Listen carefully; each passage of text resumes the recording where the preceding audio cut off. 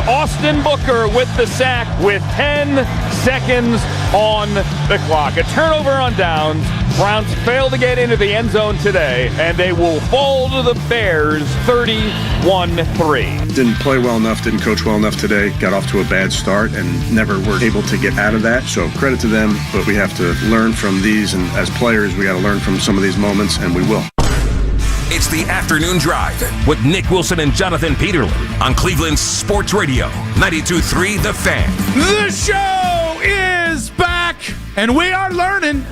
We can do better. We will do better. We will coach better. We will play better, and blah, blah, blah, blah, blah. Brought to you by Coach Kev, who may or may not be coaching from an actual literal coma. We got that open, courtesy of Jax Gregory on the board. Yes. We've got Jake Murrin doing the 92.3 The Fan YouTube channel thing today, as well as producing. As always, you can watch the entire show on the 92.3 The Fan's YouTube channel. Make sure to hit the like button. Make sure to subscribe if you can. We also have Jake Volnick on the 2020s all show long. We got Monday Night Football for you tonight, but we react to a craptastic Sunday in Chicago.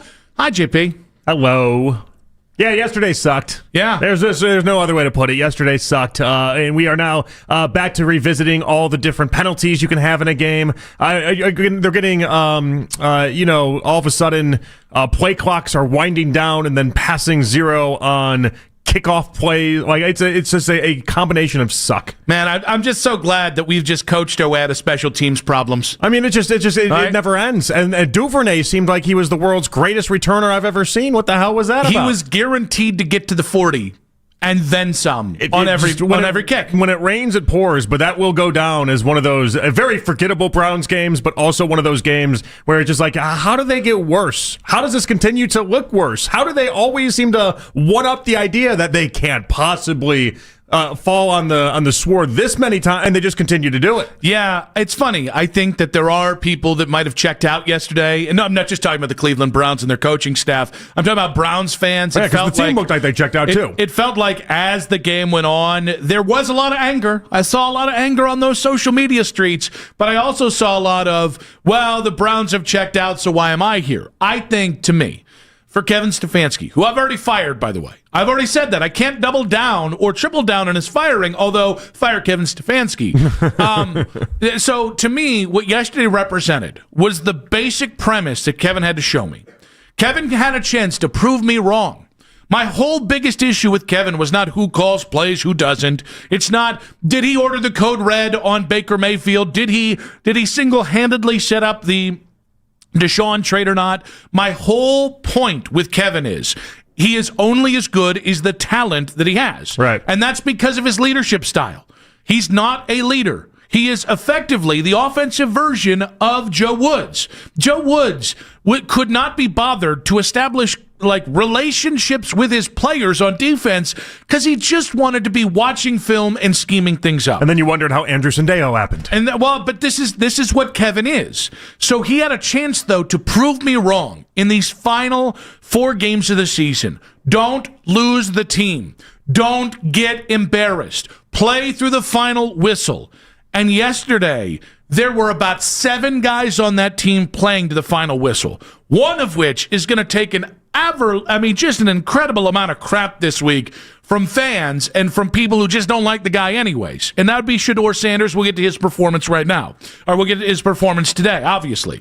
But the point is, when you cannot even be bothered to lead your guys or communicate, or honestly just answer for your insane failure. Like we can't get a wristband right with a quarterback, that even dudes who've been covering this game for 30 years are mystified that happened. Well, what was that answer too, by the way? That was like, he said no, and then yes, and then yes, and then they had to follow it up. I think he thought that was going to be sufficient. Saying no and then yes twice was a sufficient answer for what happened on that. The whole thing was a joke. The whole thing absolutely stunk. Stefanski, this puts to bed any sort of how much credit does Stefanski get conversation, by the way. Notice those people are awfully quiet after a game like that. Like, it's embarrassing. The whole thing is embarrassing. Yeah, and here, what the ultimate embarrassment is, I no longer think Kevin Stefanski is fit to coach this team the rest of the way.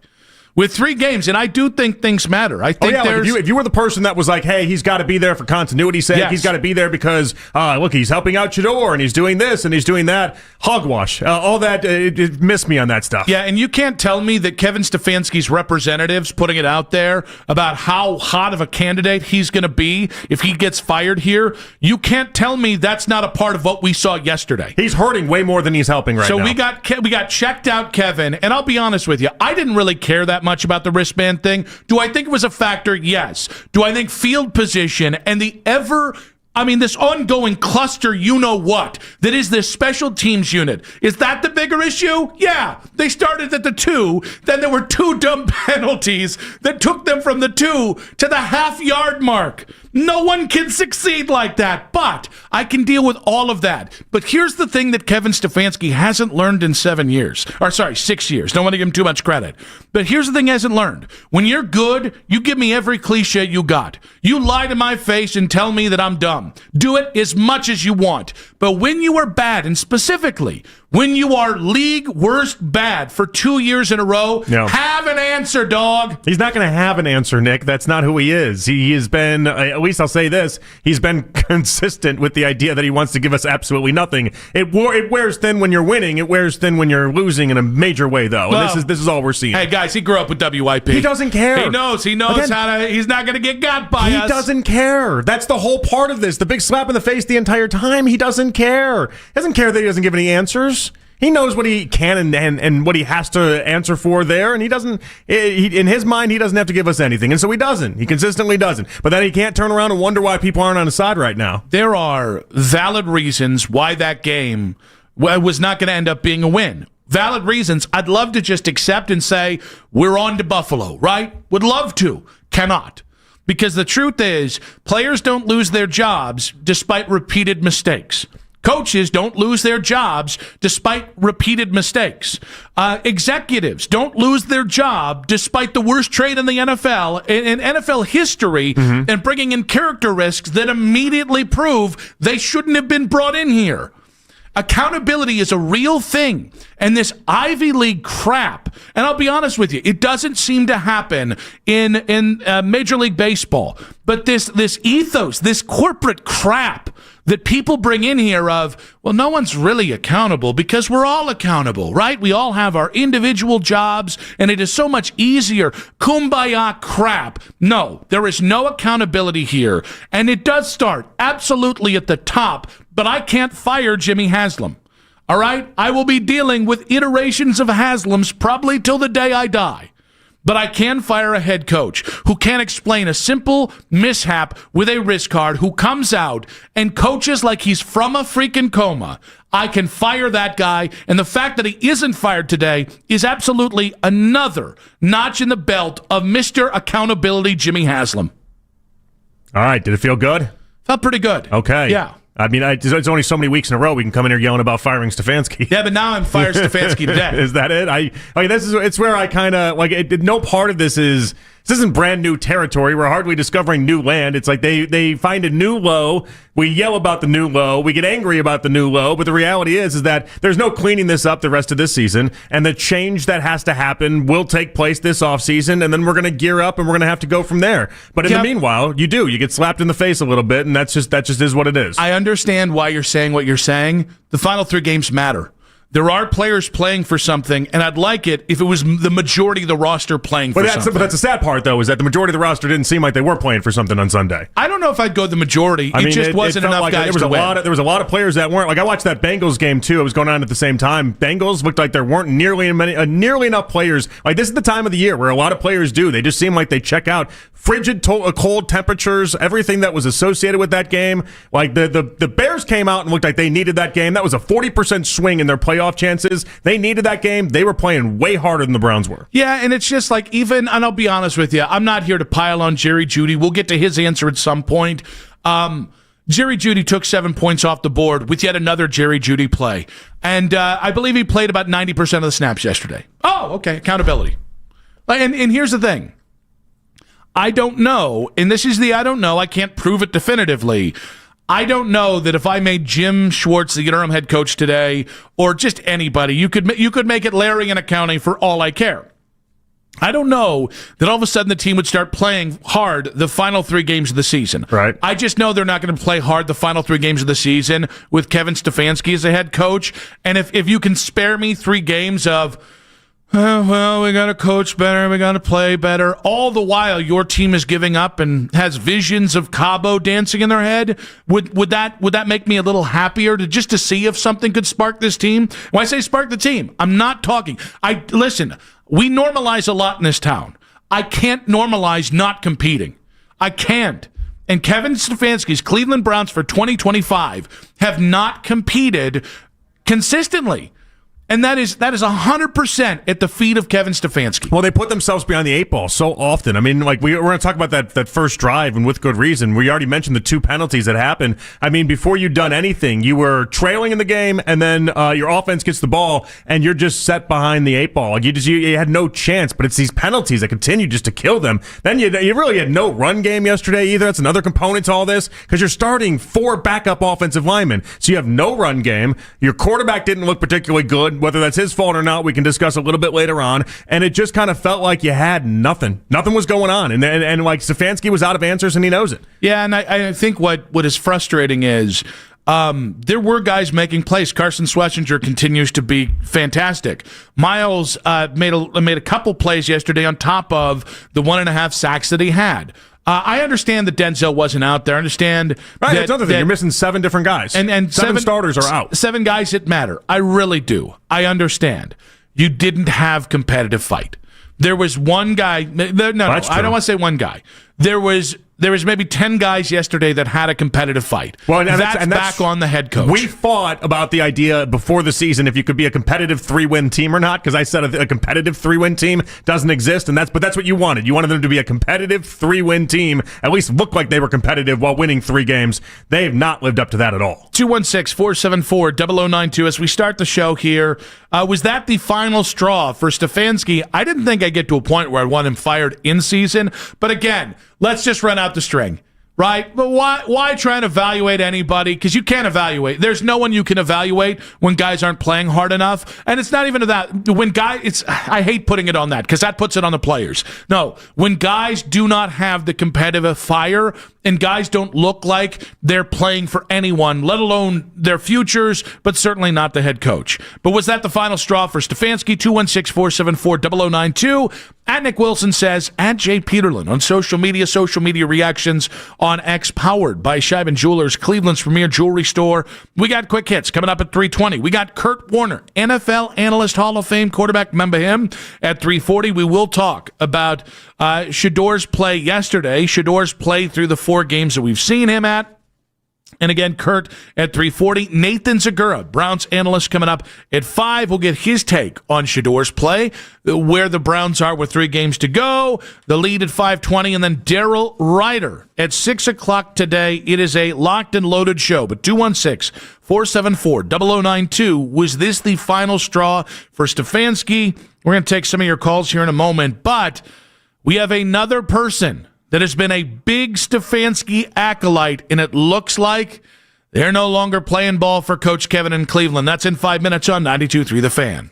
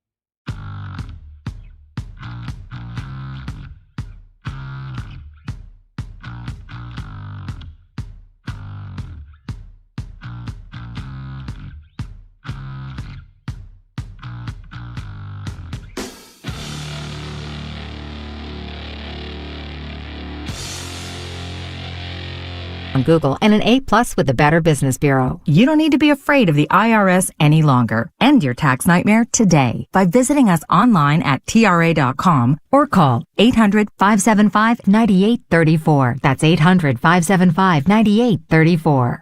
Tax Relief Advocates. Real solutions for real people. In your weeknight with the best segments of the day.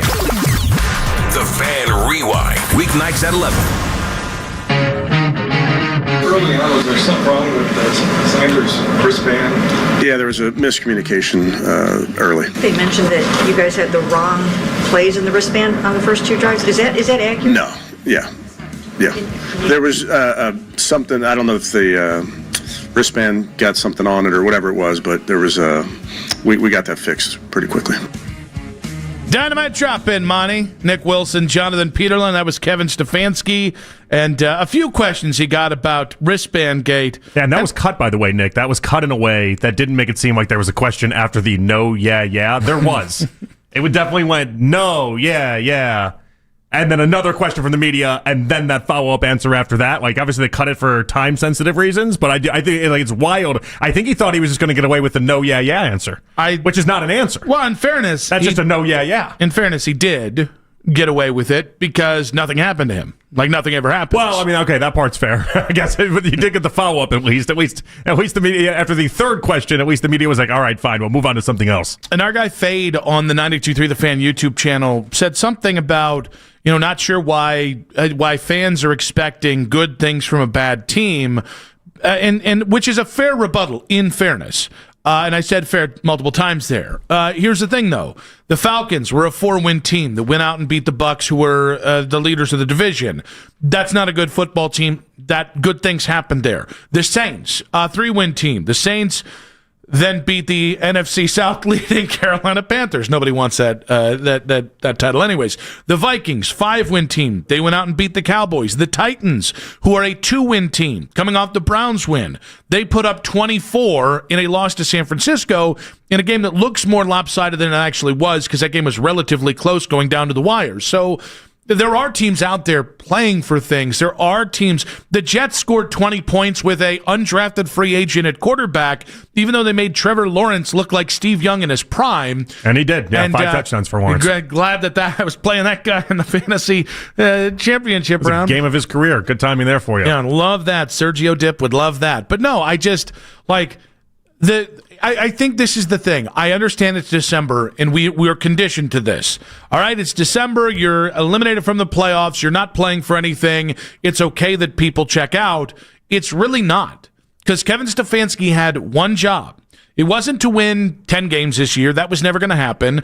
It wasn't to have the greatest offense in the history of offenses, because that wasn't going to happen. It was to basically make sure that you went from game 1 to game 17 without losing the locker room. And I think yesterday's a lot of evidence that Kevin has lost the locker room. I mean, according to Aaron Schatz. Shots. Thank you. That was one of the top 8 worst performances DVOA has seen in the NFL from an offensive standpoint since the early 1970s. And this is supposed to be Stefanski's side of the ball, by the way.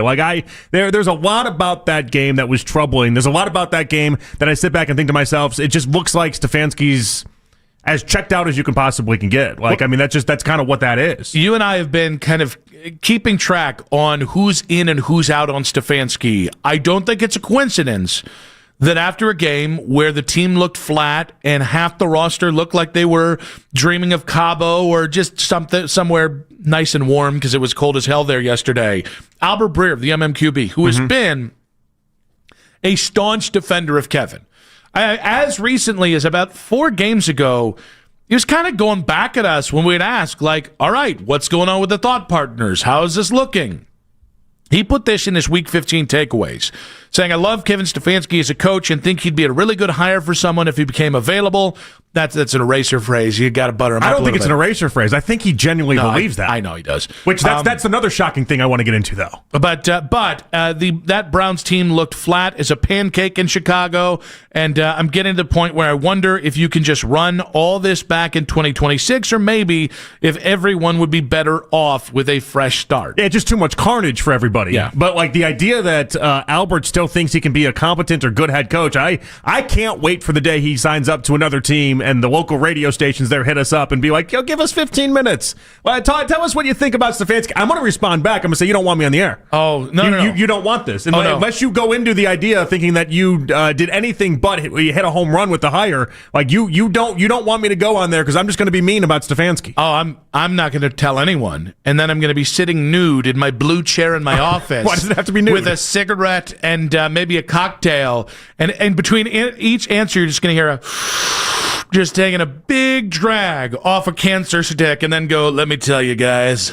Let me tell you what you don't know about this guy. But I mean, Phelps. He's an adult. That's it. The big party trick that Stefanski's pulled over everyone is that he's an adult. That he hasn't melted down in front of a camera. That's it. I'm telling you, I never realized how far it can take you if you just in front of the camera just repeatedly don't bust toss people, and if you just seem like you have a clue and you don't give anybody an inch. If you can handle the media, apparently that takes you through 6 years of not doing your job at a high level. So I do think with all of this being said, we had Phelps in between shows, like he's going to go to New York and he's going to be great with Jackson Dart. It's like, what proof do we have of that? I was like, guys, have we watched Jackson Dart play? But it's not even about Jackson Dart. It's about the idea that you could watch what you've seen over the previous 2 years. And everyone goes back to, he won 11 games with 5 different quarterbacks. How about the parlor trick he had of going from 11 wins to 3 wins in back-to-back seasons? Can we discuss that for a second? Yep. You took a roster that won 11 games. You took a lot of credit for it, won 2-time coach of the year.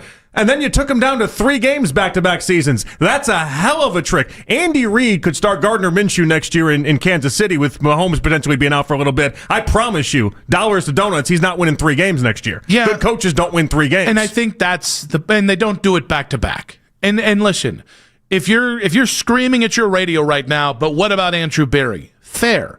And we'll get into the Andrew Berry part of this at some point in today's show. If you're screaming about Shedeur and the way he played yesterday, also fair. Shedeur didn't play well. Like that, there's no really polishing that. And I do have a rebuttal in how much we can kind of talk about that and how we can frame yesterday's event, because I think both extremes are trying to take things in a weird direction today. But it's not just about Kevin. But at some point, to truly be the adult in the room, like giving me stock answers and never showing emotion is not being the adult in the room. Like understanding the pulse of your team and when to push and when to pull and how to motivate guys, that's being the adult in the room. And being what the franchise needs. And the franchise needs a conduit to the players and to the fans. And players not everybody responds to the I have zero emotion and I'm an intellect and I'm the same guy every day, and you need to understand that. And I think this team, given where they were, they probably needed something closer, akin to what Jim Schwartz brings, which is a high level of accountability and sometimes a red ass. Yeah, I mean, but they're missing the coaching element of this all, and that's what's funny is that he's a head coach, but we miss the coaching element of it all. I really do think it's just he can take whatever team is given to him, and if that team has talent, then okay, great, you'll be able to do something, and if they don't, then you'll watch and see what it's been over the previous couple years. He raises up nobody. And that's a problem. That's a major problem. It's been for 2 years that way. 216-474-0092. Have the Browns given up on Kevin Stefanski? Rob in the car. Welcome to the show, Rob in the car. Hey, guys, I appreciate this. Nick, that was an awesome rant for sure for a Monday. But you're looking at this all wrong, my man. All wrong. You can't watch the Browns and get mad that they lose. You have to just appreciate the artistry of how they lose. I mean, come on. You get the ball on the 2-yard line. But then you have 2 penalties to back it up even farther. Then later on, you get a kickoff, but there's some problem with. I have never seen this ever watching football for my entire life, going back to dinosaur years. I've never seen a quarterback looking at his wrist with all the wrong plays on it. You have to appreciate the unbelievable artistry of Kevin to come up with these things week after week. I mean, a guy, you got the team marching down the field, and the wide receiver gets a dime thrown by a rookie quarterback and gifts the ball to the cornerback in the end zone. I've never seen that before. Have you? Not in that exact way, not with the Browns. Love this guy. That's a new play. No, it's a new play, and you gotta unwind yourself, man, and appreciate that we have something here that has never been seen before. A Super Bowl defense and a movie version of the replacements on offense. Without Keanu Reeves. If only we had Keanu. Rob, we appreciate you, buddy. If only. So, all right, does that mean they're like the... Okay, with a Picasso of losing? Is that what we're doing? I do think that's where, like, last year and this year, because we're gonna talk in a second with somebody as wants to talk about 2 Coach of the Year awards. We're gonna get to that in just a second. But, like, Kevin Stefanski, and this is important, Kevin Stefanski's previous low has been 7 to 8 wins. That is acceptable. All right? And they did it in back-to-back seasons, which wasn't great, but that is acceptable, especially if you're turning over the quarterback position in the middle of that. When you get to 3 wins, all right, well, that was a one-time thing. It was the fallout of the Sean thing, Jameis. But towards the end of last year, we saw a lot of same old Browns-type stuff. This year was your opportunity to prove. Because, guys, it's been 1 year of same old Brown stuff. Yes. This whole season's been 1 year of same old Browns. I don't think, listen, I've been coined 3-win Wilson. I think they probably should be, my predictions were either 3 or 4 wins, right? Now, it's before talking to Browns legends at quarterbacks, because you know how that can influence. We did talk to all of them. Yeah, we talked to every one of them. We talked to Bill Nelson right before he passed. I think he might still be alive. I don't know. But the point is, we talked to him. Frank Ryan's ghost, autogram, whole seance. We got the Ouija board out? We got the Ouija board out. We called Miss Cleo. We had her summon Paul Brown as well. We still landed on 4 wins. They still could have proved me wrong. This team is a 3-win team, not simply because of talent. And that's what's frustrating. Let's go with Tom and Menor. Tom, welcome to the show. Good morning, gentlemen. Always a great pleasure to speak with you. Thank you for warming everybody up for that. And again, just remind me again, how many teams are in the NFL? Which means there's how many head coaches?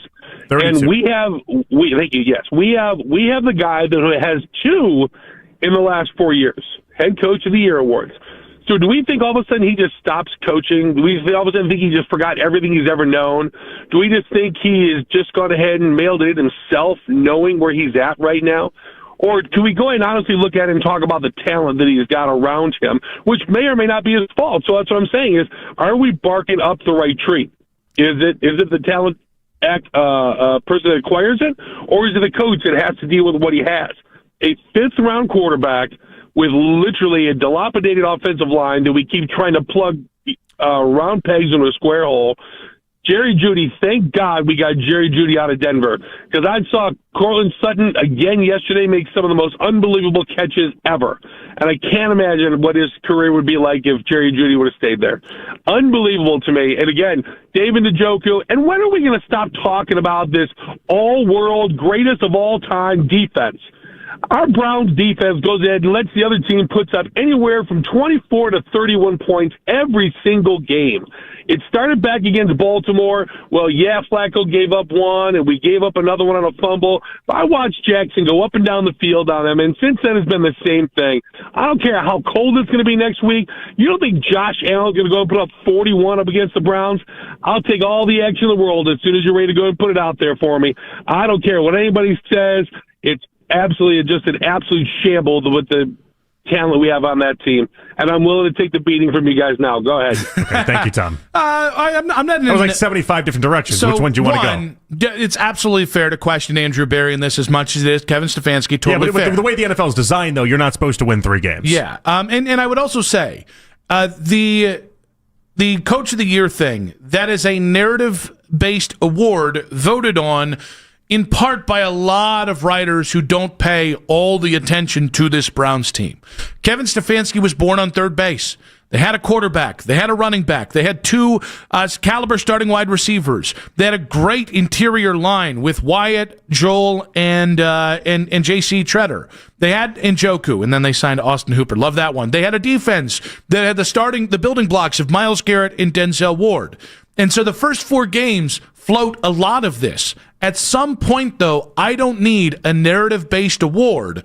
I can just fall back on 43 and 55. I can fall back on 6 and 25 in their last 2 years, which is a sub 200 winning percentage, and I can fall back on 1 playoff win and 2 playoff appearances in 6 years, which in the NFL, a league designed for parity, ain't good enough. No, that's it. And again, the league is not trying to let you do 3 wins. You have to really overcome a lot to get to 3 wins. Other thing that Tom mentioned that I think is worth noting, the defense, because we had a 2 callers ago called it a Super Bowl caliber defense, and then Tom brought up where the defense is right now. They're 18th in scoring defense in the NFL. Again, that's not everything. There's better metrics we can use that say they're better than that, but they have taken a massive step backwards in the past couple weeks. Was this the final straw for Kevin Stefanski? 216-474-0092. And did Jerry Jeudy sufficiently answer his latest whoops? That's in 5 minutes on 92.3 The Fan. Hey, it's Nick Wilson. Let's talk about the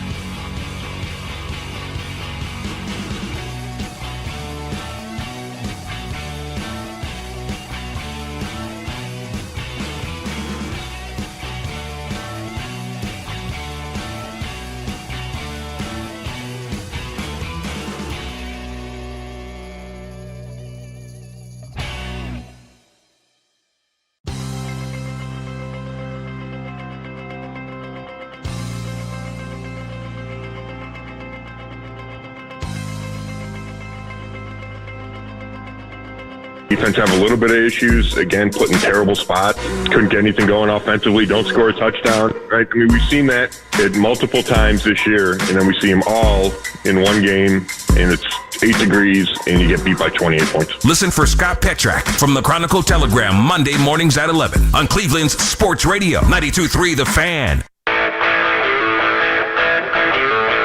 Back on Afternoon Drive, we got Kurt Warner coming up in just about 1 hour's time. We'll get his take on Shedor's play. We are going to talk about Shedor's play, but it's interesting. You can definitely tell whether somebody is a supporter or a shahater based off the Jerry Jeudy touchdown throw. The Jerry Jeudy interception play, because they do that. Yes, because people and the idea that I would count that play, like I think we get this idea of teams just go, oh, Shedor had 3 interceptions,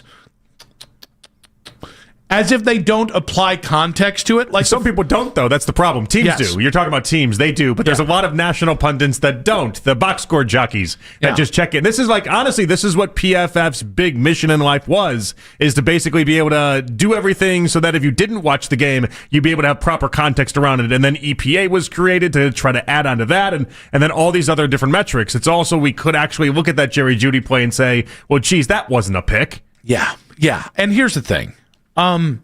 It's one thing for Jerry Jeudy to have, because it's a quintessential Jerry Jeudy drop, right? It hit him right in the numbers. Couldn't have hit him any better. And you could not throw that ball any better if you're Shedor. It was a Shadot. It was. Mm-hmm. It was an incredible play. After the Isaiah Bond play, by the way, that it could have been a sequence that we would have looked back and been like, that's a hell of a drive. Yes, and that would have been something we could have taken away from an abysmal game of, hey, that we still had that drive. That's the kind of stuff we need to see, yada, yada, yada. But I will tell you, it's bad enough that Jerry made that play for the Bears defense. And I thought Shedor was incredibly classy about it as well. Like, I'm not going to kick a man when he's down. But that's the other side of this. The anti-Shedor people were like, oh, look at him, bringing it up this way to go ahead and dog Jerry Jeudy. You look like the good guy, but what you're saying here is the bad things. It's like, guys, he can't buy a win here, can he? So here's the first, and so that's what we heard from Shedor, right? Not going to kick a man when he's down. He knows we got to have that play, right? Yeah. So here's the first answer from Jerry Jeudy on the Sanders INT to him. I think Shedor threw a good pass. It was a good football player overall by him. Okay. All right, Jerry. By him, he means the defender right there, right? Yeah. The words, Jerry, are, I got to catch that. Just so we're clear. No, but if it's murky, you see, people that don't like to take responsibility, if it's murky, they're never going to lean towards the side of, hey, that's on me. That's my bad. I messed up there. It's funny in life. There's a lot of people that'll step right up to do that, and the people that won't, they'll never do that. In fairness, he didn't blame the media. I was wondering, is he going to blame the media on this one? Did the media drop that pass and give it to the Bears defensive back? Again, everybody but Jerry is ready to take accountability when it comes to Jerry Jeudy's actions. Well, here's the next answer about Jerry Jeudy and this play that, let's just say, helped swing the game in the Bears' favor for good. Move on pretty quickly. It's part of the game. It's football. There's some plays that are going to happen like that, and sometimes you're going to make it. You can't let one play define your character, define who I am as a football player. That one play out of 102 players, that don't define me. So, I just keep pushing, keep playing, let the pass be the pass. Again, Jerry, the answer is, by the way, if he had said, I have to make that play, but one play doesn't define me, would have accepted it. If he had just said that I could have accepted it. Well, we would have accepted it, but then we still would do the same thing we're going to do, which is just tear down the idea that Jerry Jeudy doesn't know how to football right now. Yeah, well, maybe at all. Like, maybe at some point, if Jerry's on, and there are players like this. This is no disrespect to Jerry, although it's going to maybe sound disrespectful. There are players. Jamie Collins, if you put him on a winning team, Jamie Collins will be a really productive, high-level player. If you put him in the outhouse, He's going to play like that, and he's not going to be able to lead you out of it either. But he did it last year, though. He had 1,100 yards in a 3-win season. Like, that's the confusing part about Jerry Jeudy is we watched him be able to be productive. Yes, he was still dropping a bunch of passes. We can't excuse that side of it, but like we watched him be productive, and then this year it seems like he just doesn't know what the hell is going on. So I think the difference is there are other guys to throw to. It doesn't feel like that, but the Browns have used the running back out of the backfield. The Browns have used Harold Fannin Jr., who's the leading receiver. Yeah. They have, obviously they've tried to get the ball to Isaiah Bond. Fannin's getting thrown to a bunch. I think Jerry only exists in a losing atmosphere is if he's the only guy getting the ball so he can put up 100 yards a game. I did notice something on one of the shots they had that gave you the big sky cam view, which is the closest thing you get to all 22 while the game is actually going on. I noticed that in one of the plays that Jerry Jeudy had basically, it looked like it was going to be some separation, by the way, but Shedeur had already committed to throwing to Fannin on it's a middle of the field crossing route essentially. And with Jerry, he just kind of, once he saw that Shedeur was loading up and then the ball wasn't going his direction, just completely stopped. Yeah, and just completely gave up on the play. And we've seen this with Ced Tillman at certain parts of the year. We saw that in the Raiders game with Ced when there was the one play where Shedeur threw to him and it went deep because Ced basically just gave up on it. And it's little things like that I just think the wide receiver room, they've just gotten too comfortable doing those type of plays. Well, and I think when we kind of paint this a bigger picture, we tie it in with the accountability. The easiest thing in the world to do would be to cut Jerry Jeudy. And I understand the valid reasons why you can't, because it would screw you up cap-wise. Totally get it. But you could do it. You could fire Bubba Ventrone. You could have fired Bubba Ventrone 5 weeks ago. You gave it a chance to work itself out. Bubba's still here, and honestly, that was the worst performance individually that we've seen for the special teams unit, not named Andre Schmidt or Corey Bojorquez, the entirety. How many times did we watch the Browns or the Bears punt, and look how many guys are downfield to down the punt in the 20-yard line? Yeah. Now, flip it back to when they punt to the Browns. And see how close who was on punt returns yesterday? I almost said Isaiah Bond. It's not. For us? Yes. Well, it was Larvadan, but then Larvadan. it was... Yeah. Look how close he got to being killed if he didn't just wave his hand over it. There are so many different cases. Cameron Thomas earlier this year with the knuckleheaded move against the Jets. There are so many obvious and apparent cases of these guys are either not focused on winning, they're not focused on doing their job right, they're checked out or making excuses.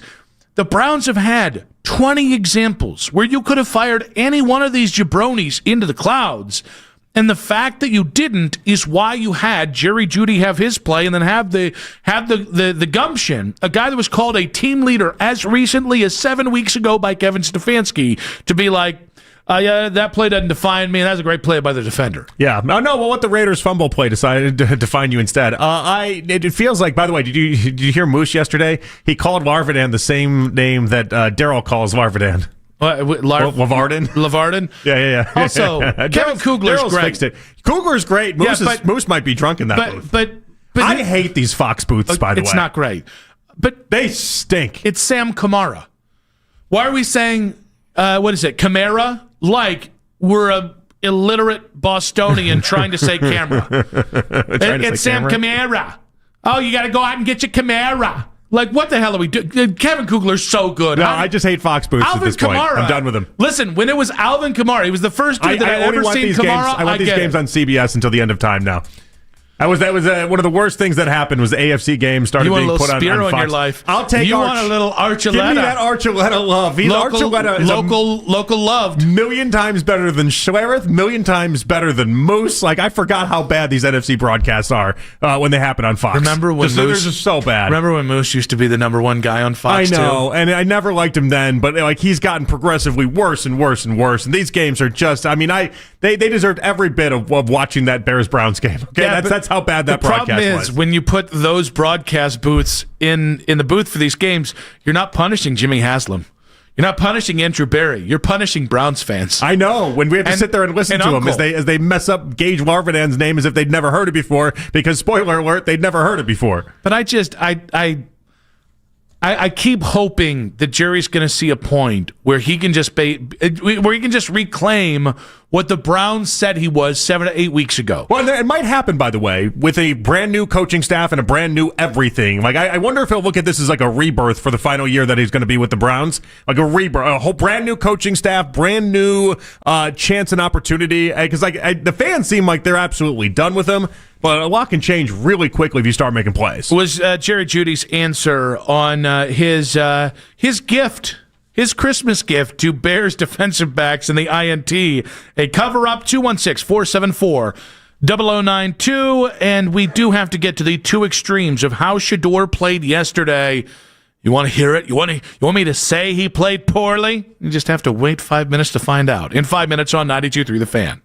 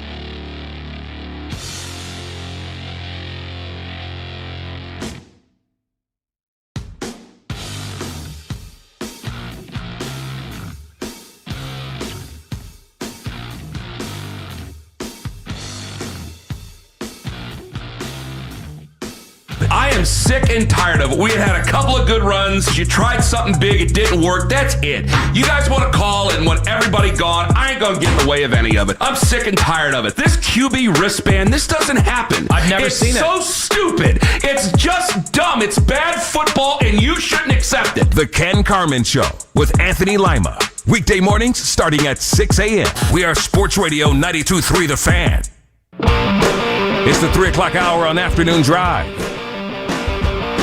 Kurt Warner coming up in 40 minutes time. Quick Hits coming up in 20 minutes time. But it's another Browns Misery Monday, brought to you by Kevin Stefanski and the brown and orange cluster bleep that is the 2025 Cleveland Browns. I'm just really happy we don't have an actual ad for that or like a sponsorship or something. Like a Misery Monday? I thought for a second you're going to be like, brought to you by True North. And I was like, oh no. Listen, no, that's not what you want to be attached to. Listen, if you're going to sponsor Victory Mondays with the Browns, you got to sponsor Misery Monday. Or would we have different sponsors? Well, so no, that would be a hard thing too. Imagine like two companies getting together, like, all right, I'll take the victories, you take the losses, and then that's whatever it is, right? And then you realize, you fast forward, it's like, oh wait, we've only been mentioned 3 times this year. Yeah, like this is we're not getting a literal no-win situation. We're not getting the lion's share of this at all. We split the cost on this one. This one doesn't work at all for us. Now it's time, because a lot of people.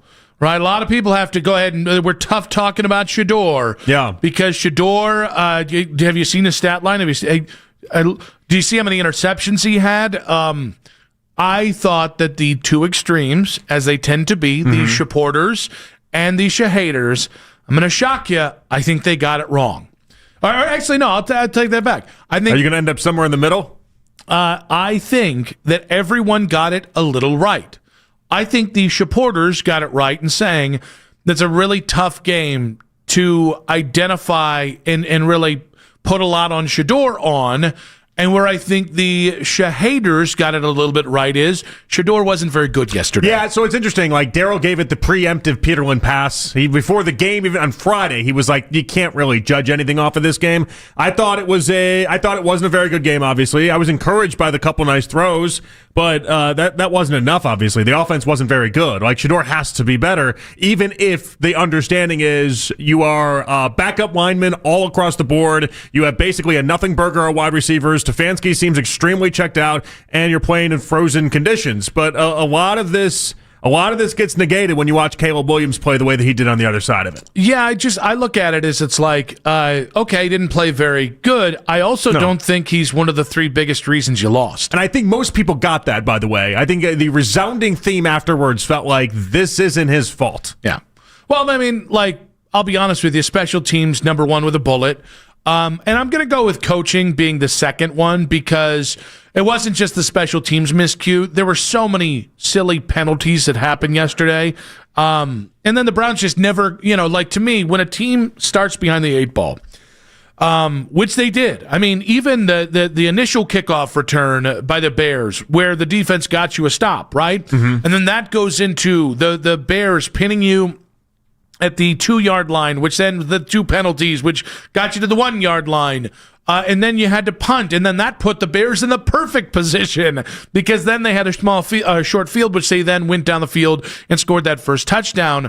That's as bad of a situation as you can be in, and when you start that poorly, that is where leadership matters, and specifically where leadership from the coaching staff matters in my opinion. And think about all the penalties that you had, too. Like, it just kills these drives. Now, if I was going to can I do one spin? I promise you, I'm really trying hard not to be annoying about the whole thing, okay? Uh-huh. Can you grant me one spin about the whole deal? Not up front, but you can throw it out there, and then I'll see if I'll allow it. I got one, and this is while acknowledging that he wasn't very good, okay? So, like, we're going to own up that side of things. It was not a good Shedeur day. No one can really make it seem like a good Shedeur day.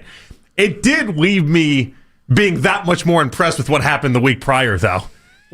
Can we just talk about that for a second? Sure. Because you had want to talk about the Titans game? You had backup offensive linemen. Yeah. You had these wide receivers, 3 different pass catchers get injured, and you're not supposed to do anything with these conditions. So, like, in a weird way, because he did it last week, I think people fell into this false sense of, well, of course he did it last week, he can do it again, and the expectation then should be that he could just always put up 400 yards of total offense in these games. When the reality is that this is the worst offensive line I've ever seen. clean, and then the pass catchers stink. Jerry Jeudy's dropping passes left and right. Like, if anything, this game, this is the only spin I got, okay? This spin highlighted how incredible last week actually was, and I'm smiling because I know you're not buying it for a second, but like in my mind, that's what I'm thinking right now. I'm thinking to myself, like you're not supposed to do what he did last week. Yeah, and this game with the Bears, further proof that's not supposed to happen. So I'm going to match your spin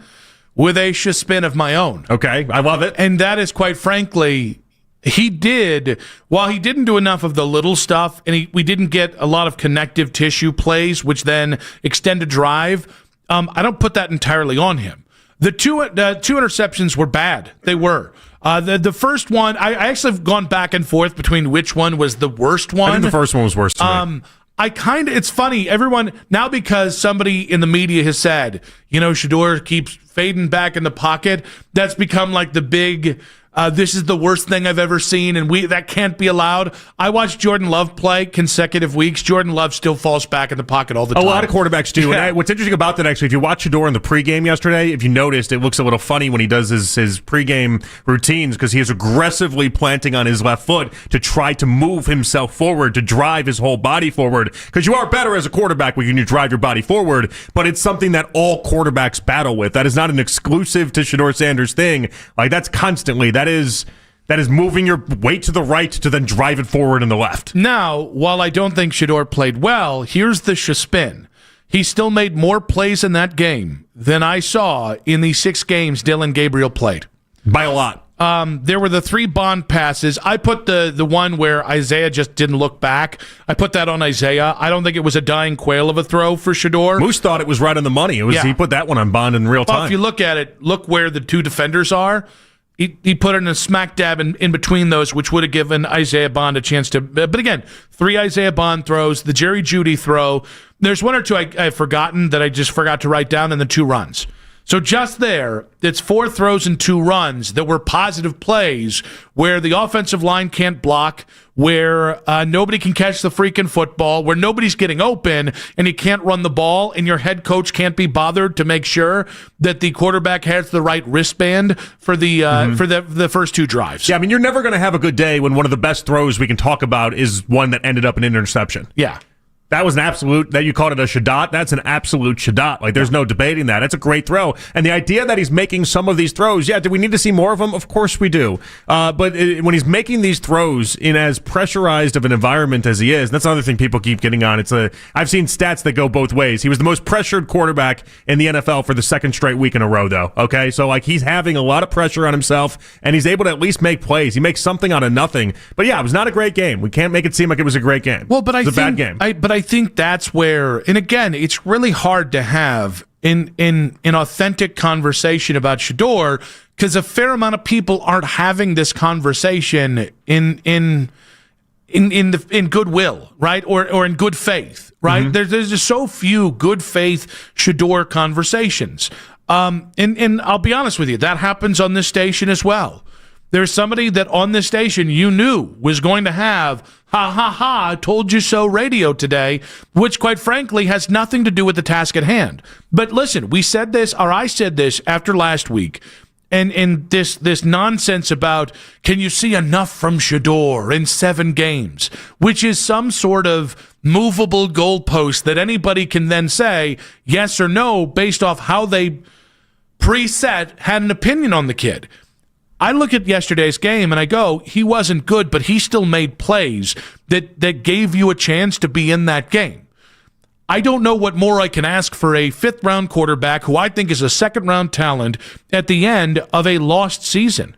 And I think one of the things that I find incredibly frustrating is this idea of, and I felt this way a little bit too with Miles and the sack record, this idea of, and I understand, we live in a society where it's zero-sum now. We live in ring culture where if you don't win, nothing matters. We become nihilist. Nothing matters. And by the way, sounds exhausting. When you do win, nothing bad matters, right? You can't analyze anything in a win because, well, you just won. I look at this yesterday and I go, I'm looking for Shedeur to show leadership and toughness. he did that yesterday. Even the spin-a-rooney play where he had a defender on him and did the check down throw to Fannin. And I saw people criticizing. As he's falling, he's throwing it. And I saw people, that's not that special. It's like, guys, he's playing his ass off. Yeah. So there was something about watching Shedeur yesterday. The only reason, well, not the only reason, one of 5 reasons I didn't turn off that game yesterday is that kid was playing to the final whistle. Yeah, it's like, he got a bad deck. Let's just be honest about it. And if you're deck, okay. if you're given 2-7 offsuit and you win a couple hands, people expect you to constantly win with just dealt a bad set of cards. But the reality is that when you have this bad offensive line, this bad pass catchers, this bad offense, I don't want to rip on Judkins too much because he's under the same circumstances, but you're getting nothing with that run game at all. This is back-to-back weeks. He's averaged under 2 yards per carry. It's not his fault. It's the offensive line's fault in many ways. But when you're having this be your production around yourself, it makes it incredibly hard to be really good at your job. And so the fact that we even got it last week was a something. But at the end of this, Nick, do I look am I curious to find out what he could do if the deck wasn't as stacked against him? If you drafted some wide receivers, if you went through free agency and you did what the Bears just did last offseason, add guard, center, guard, get a brand new offensive line, do I think he could be formidable? Do I think he could be a good quarterback? Yes, I do. And so for that, you have to explore it. Yeah, and I continue to come back to that at no point is my curiosity about what he could be going forward, at no point has that been squashed at all. And so, yesterday was a bad performance, but, it's the funny thing is, I'm not going to give him a Peterlin pass for yesterday. I don't think that's appropriate. Right. I'm also not going to weigh this game more than any other game. We went in saying he's got a heck of a lot more to gain in this game than he does lose because of the environment, because of the amount of starting offensive linemen that were going to be out there. I didn't see it looking quite that bad, but he still made plays. He didn't give up. He's playing with the requisite fire and heart that you want a player to play with, which I can't say that about a fair amount of the guys around him. So in the grand cosmos of things, I'll put that, if we're stacking up how important for each one of those games, I'm putting it towards the bottom. Yeah, that doesn't offset the Titans game. There are great players in this league that would have really struggled yesterday. Great players. This is his 4th start. Yeah. It's okay to have some context with it. It's also okay, too. I don't want people to listen and be like, all we're doing is just saying that what happened yesterday was what he can do for the rest of his career. At no point is that the case either. You have to look better than what he did. No one's denying that. But also, the set of circumstances do matter in this equation. Yeah, and listen, we may have been guilty of it the previous week, but I think our reaction to last week against the Titans is people continued to say 5th round pick. He's only here because of his dad. So it did feel like an aha moment of now you see the kid can make plays and the kid can do some things on the field that are worth seeing more. This isn't Connor Shaw starting week 18. And so this Max week, Brosmer. Oh gosh. But this week is obviously the clap back to that of, now you see you didn't see anything. No, because you're the person that has tried to be right this entire time about Shedeur. I didn't look at yesterday as a game where, I'll be honest with you, I think if you're saying, see, he can't do anything, you just are going to invalidate anything good he says. Ergo, your opinion means literally nothing in this conversation. Basically, yeah. But again, has my desire to see him moving forward, has it been squashed? Not in the slightest bit. And do I think, the situation hasn't been the most fair? Yeah, but he hasn't asked for that. He just wants a chance and an opportunity, and right now he's getting it. So he's got to look better over the next 3 games. There's no denying that. But something tells me he will. A significant loss. Actually, a loss bigger than the Browns' loss on Sunday in the NFL. That's coming up in 5 minutes in Quick Hits on 92.3 The Fan.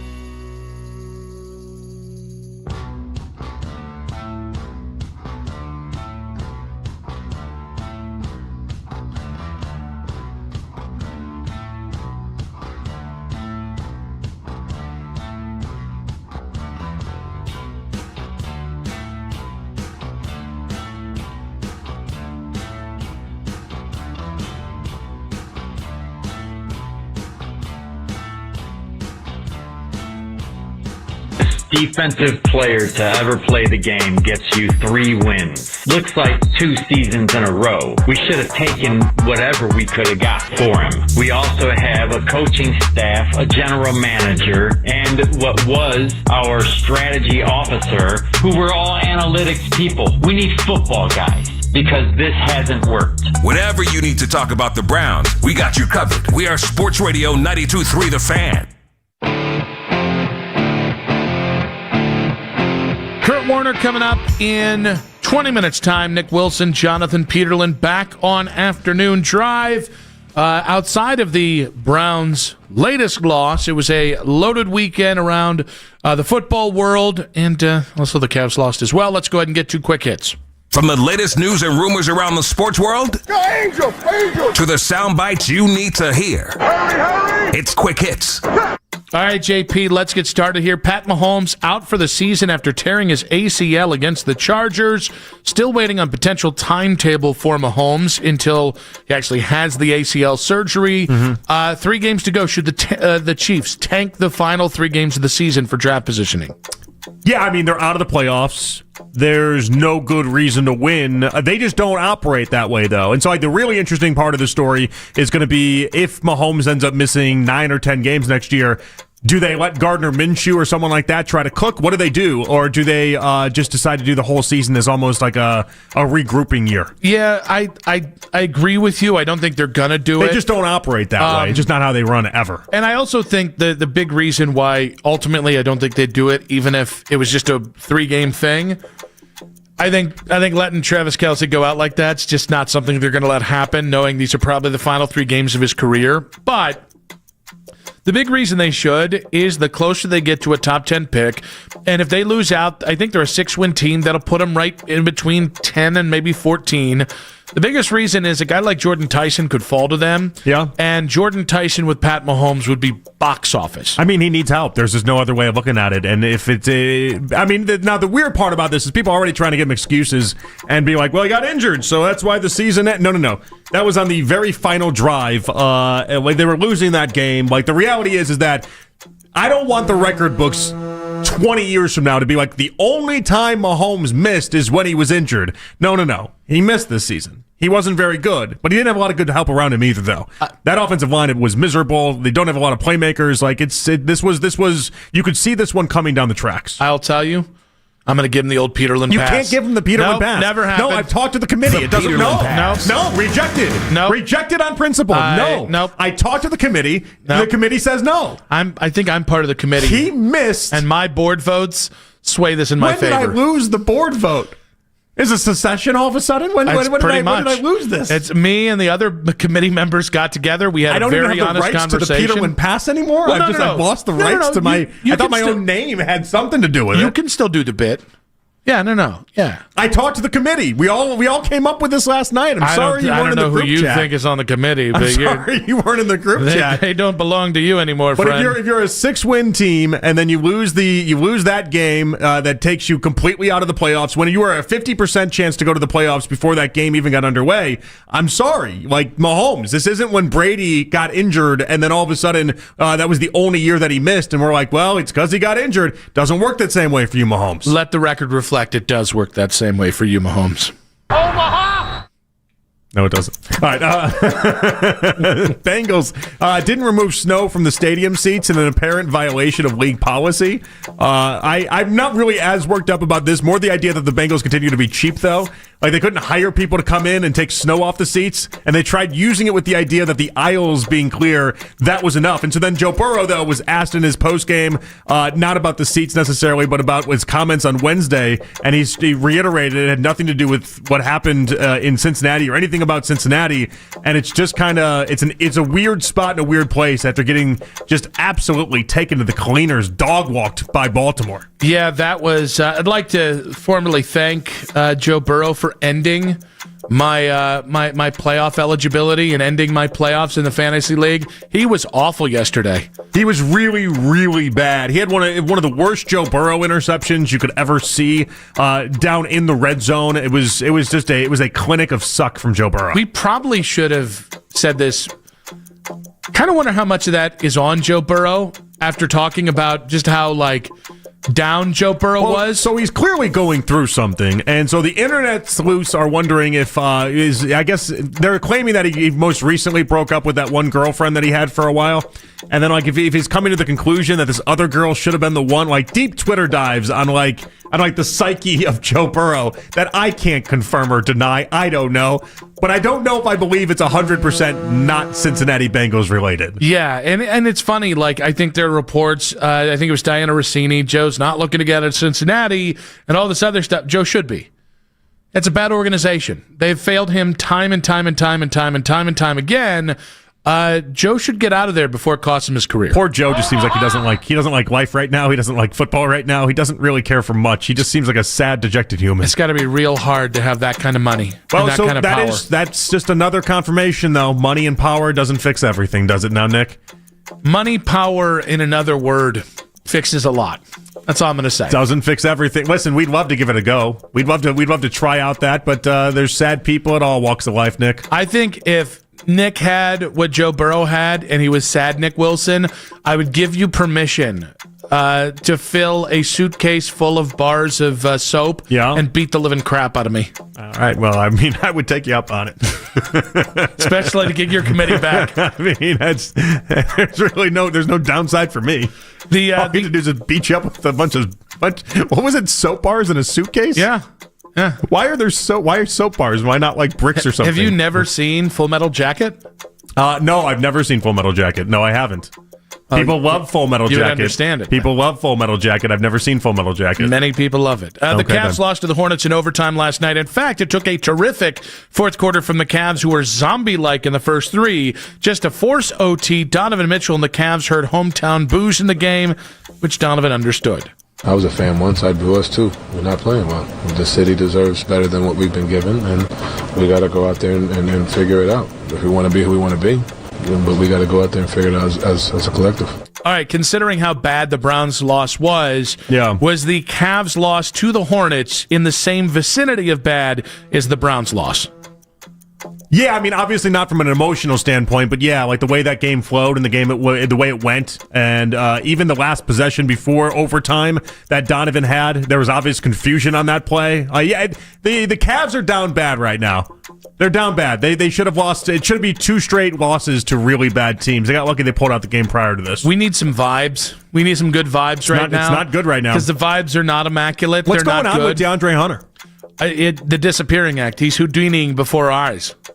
I have no idea what's going on. I mean, he absolutely stinks. I don't trust Lonzo with anything right now either, by the way. That's been a fall off that I can't explain. Theoretically, this should be where DeAndre Hunter, his stats take an uptick, given no Evan Mobley there. Oh, that's another kick in the skippies.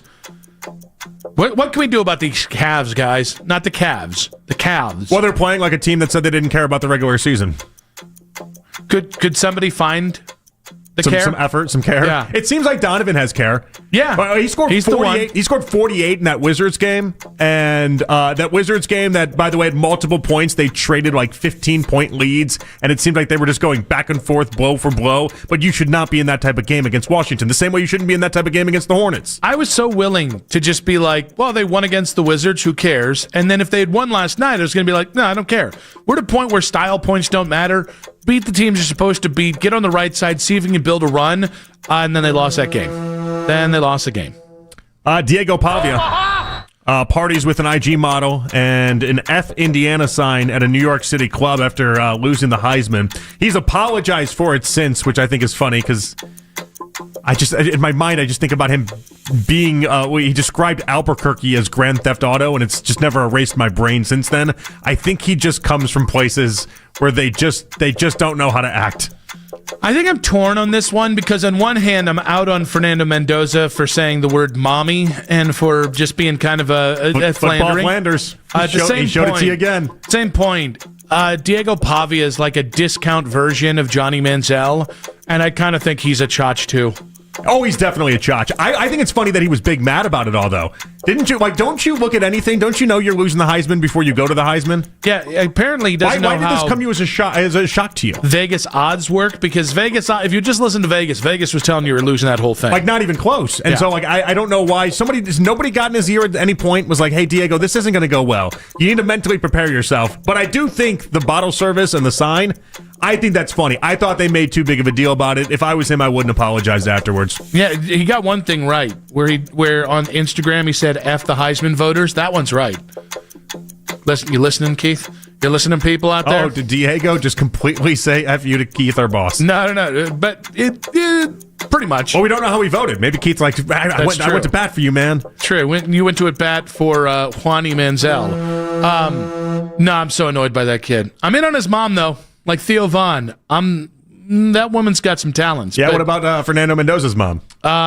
She seems like a really lovely. What a woman of heart and courage. His dad was like crying in the stands too. Like that was. You see how it is though. Like there's like a real emotional tug at the heartstrings moment, and like there's like seems like a good wholesome all-American family, and then there's Diego Pavia and his drunken brothers who want to go to Albuquerque and tell you how it's like Grand Theft Auto.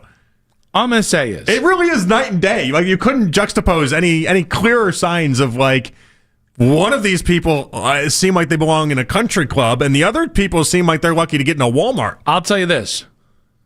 Short King quarterback room, Kyler Murray, Dylan Gabriel, Diego Pavia. I don't want to hear Arizona. Think about the Short King, the Napoleonic complex off we could have between those three quarterbacks. You're just not in on it enough, and I'm a little upset by that. Well, you wanted to create it for this room here. Yeah, and then I decided I don't want to watch Dylan Gabriel play again. I didn't want to watch Kyler Murray play. Kurt Warner, NFL analyst, talks Shador's first 4 games as a starter here and more in 5 minutes on 92.3 The Fan. Hey guys, Nick Wilson here for my friends at FanDuel. It is that time of year. Hope everybody's doing well out there. You guys.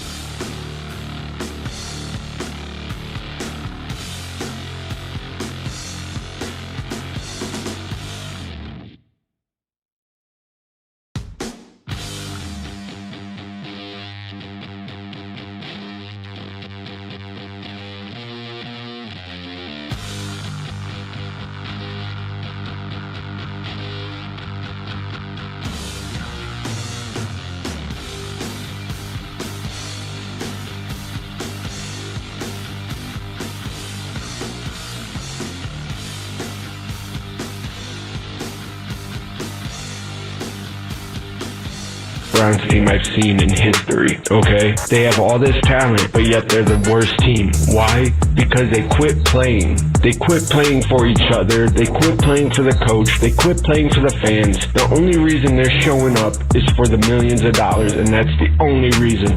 This is sad and pathetic. They need to forfeit the rest of the season. It'd be better than watching this crap. Whenever you need to talk about the Browns, we got you covered. We are Sports Radio 92.3 The Fan.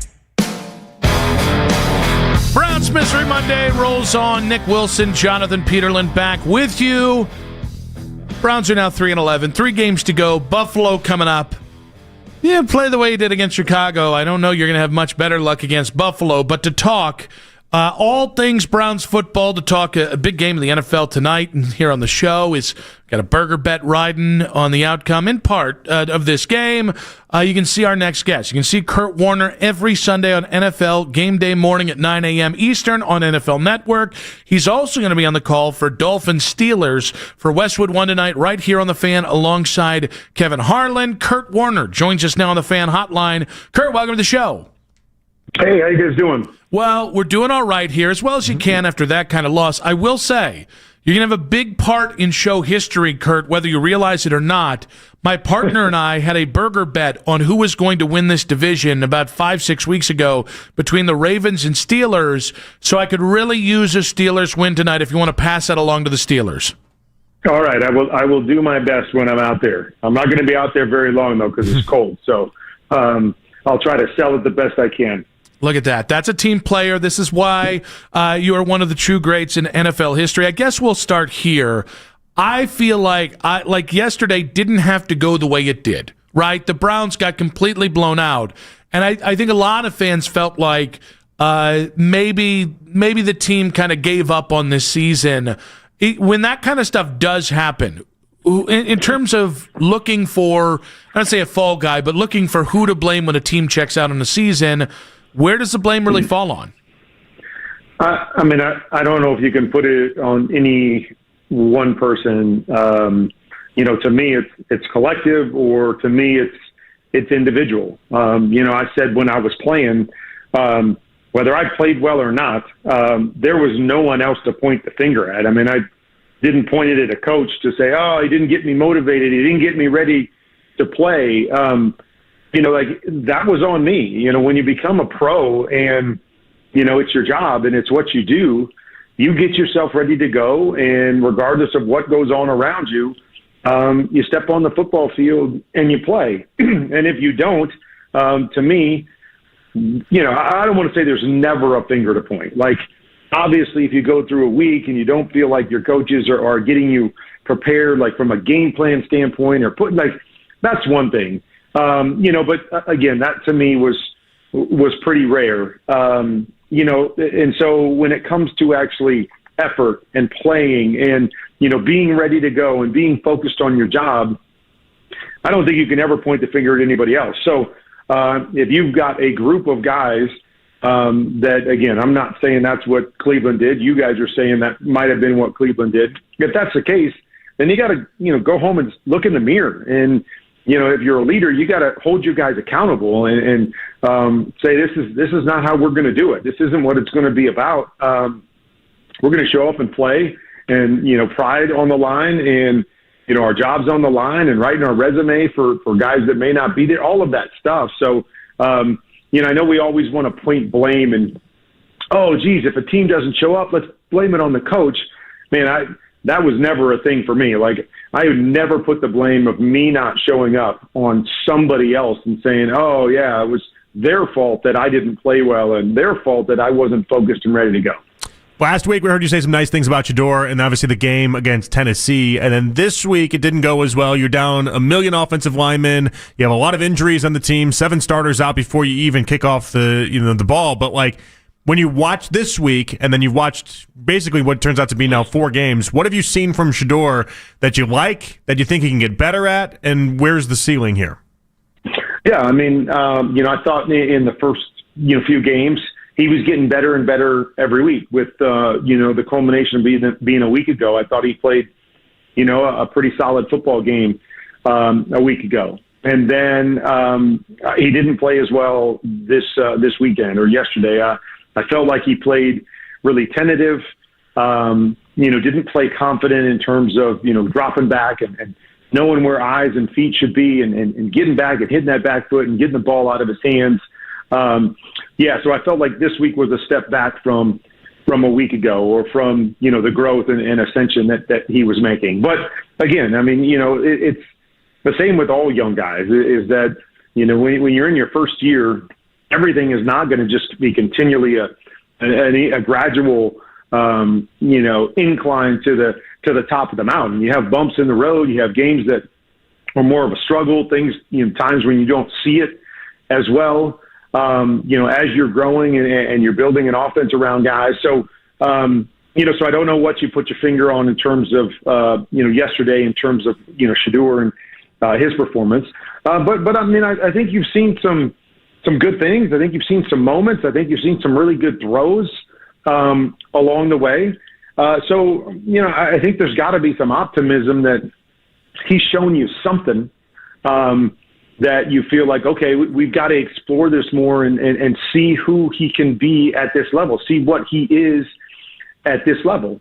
And I think that's, kind of the approach you take through the rest of the year. And then that leads you into, okay, what do we do moving forward? Do we feel these two young guys are enough in the room that they can carry us? One of these guys can carry us moving forward. Do we need to add, somebody else to the mix? Just in terms of competition and making sure that we've got the right guy. But I think there's been at least some promising things that you've seen. It's just this business and this position is all about consistency. It's about showing up week in and week out. It's about making the right decisions. It's about, seeing the right things, and giving your team a chance to win. And so that's what you're trying to find at this position. And I think, with both the young guys, you've seen some moments, but you haven't seen that level of consistency to say, oh, it's this guy, or even we've got, necessarily the guys in the room that we know can be that guy moving forward. They just need a little bit more time. Kurt Warner, NFL Network analyst. You know him from the NFL as well, from playing quarterback, being in Super Bowls, winning Super Bowls as well. So when we talk about fostering the right environment around a rookie quarterback, yesterday the O-line was maybe, was it 4 out of the 5 guys were either second or third tier replacements. We got drops. We got some defensive miscues, some special, I think their average starting field position was like the 15th yard line, something like that. Like what do you need around a rookie quarterback or going into a second-year quarterback to give Shedeur the best chance to succeed? Well, I mean, I think they've got some good young guys. I think they've got a good defense that, again, hasn't necessarily shown up every game, but, you got some good pieces on defense, obviously.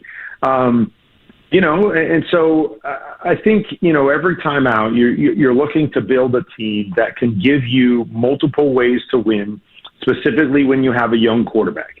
You don't want to have a team where it's like, okay, all we can do offensively is throw the football to win, or all we can do as a team is the young quarterback's got to carry us week in and week out.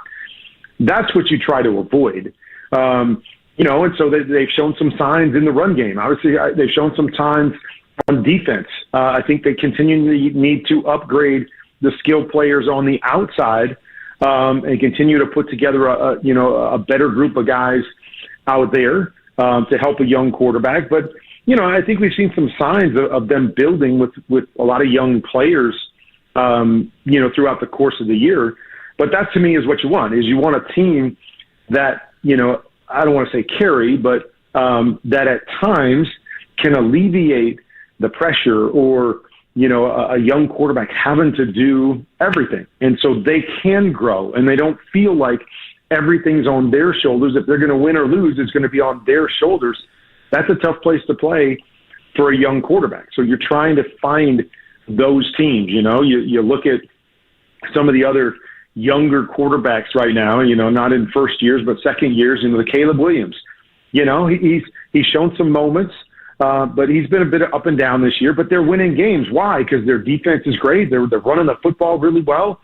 Look at Bo Nix, same thing. He's had some ups and downs, and he's done some really good things and had some good games, but there's been other times where he struggled and they've been able to win because they got a great defense and a good run game. And so that's what you're trying to find, a complementary team that takes the pressure off the young guy until the young guy shows or becomes a guy that can carry you. And when you don't have that and more is laid on these young guys' plate, that's a hard place to succeed in the early stages of your career. And it's why a lot of these guys can get swallowed up and get spit out because they've been asked to do too much and we put too much pressure on them in the early stages. Let me ask, as a quarterback that played for so many years, what happens with the wristband malfunction? I don't even know if you're aware of the story or not, but yesterday in the beginning part of the game, the broadcast came on and they told us essentially that Shedeur had the wrong play sheet in his wristband, and then they got that corrected and they got that fixed, and then they were off to the races essentially. How does something like that even happen, though? Like, who's to blame for something like that? I don't know the answer for who's to blame. Obviously, it wouldn't be a fun situation if they're giving you plays and you're calling plays that I don't know what from last week's game plan or last week's wristband. I don't know what that is. So, I don't know how that happens. But again, mistakes happen all the time, and we've seen those things happen numerous times. But yeah, that's a pretty crazy situation that they haven't. Because a lot of times you have guys that do that part of it. And then, they put in the wristband and they go verify it with the call sheet and crossing T's and dotting I's in that situation. So I don't know who was responsible for that in that situation, but yeah, that wouldn't be a fun place to be as a quarterback for sure. Kurt, great stuff as always, man. Love when you join us. Appreciate you, and I can't wait to hear you tonight on Monday Night Football right here on our very own station on Westwood One. You got it. Take care, guys. Kurt Warner there, pretty darn good NFL quarterback back in the day, NFL Network analyst. And you can see Kurt every Sunday on an NFL game day morning, 9 a.m. on NFL Network. He'll also be on the call for Dolphins Steelers for Westwood One tonight right here on The Fan alongside Kevin Harlan. When we come back, this is why you can't drink the Kevin Stefanski Kool-Aid in 5 minutes on 92.3 The Fan. This is Andrew Bogish with an Odyssey Sports Minute. The Chiefs dynasty was going to end at some point, but I did not think it would end with playoff elimination with 3 games to spare and with Patrick Mahomes tearing his ACL, forcing us to watch Gardner Minshew drag this team to the finish line, including a Christmas night dud with the Broncos. It is a startling conclusion to a remarkable run. I'm Andrew Bogish. At Audion Hearing, our mission is simple: to make better hearing affordable for everyone. This Christmas holiday, enjoy exclusive savings on our high-quality rechargeable hearing aids. Clear, comfortable, and ready to use right out of the box. And here's a study worth hearing. Research shows that wearing hearing aids can reduce your risk of dementia by up to 61%. Join over 1 million happy customers and shop Christmas holiday deals before they're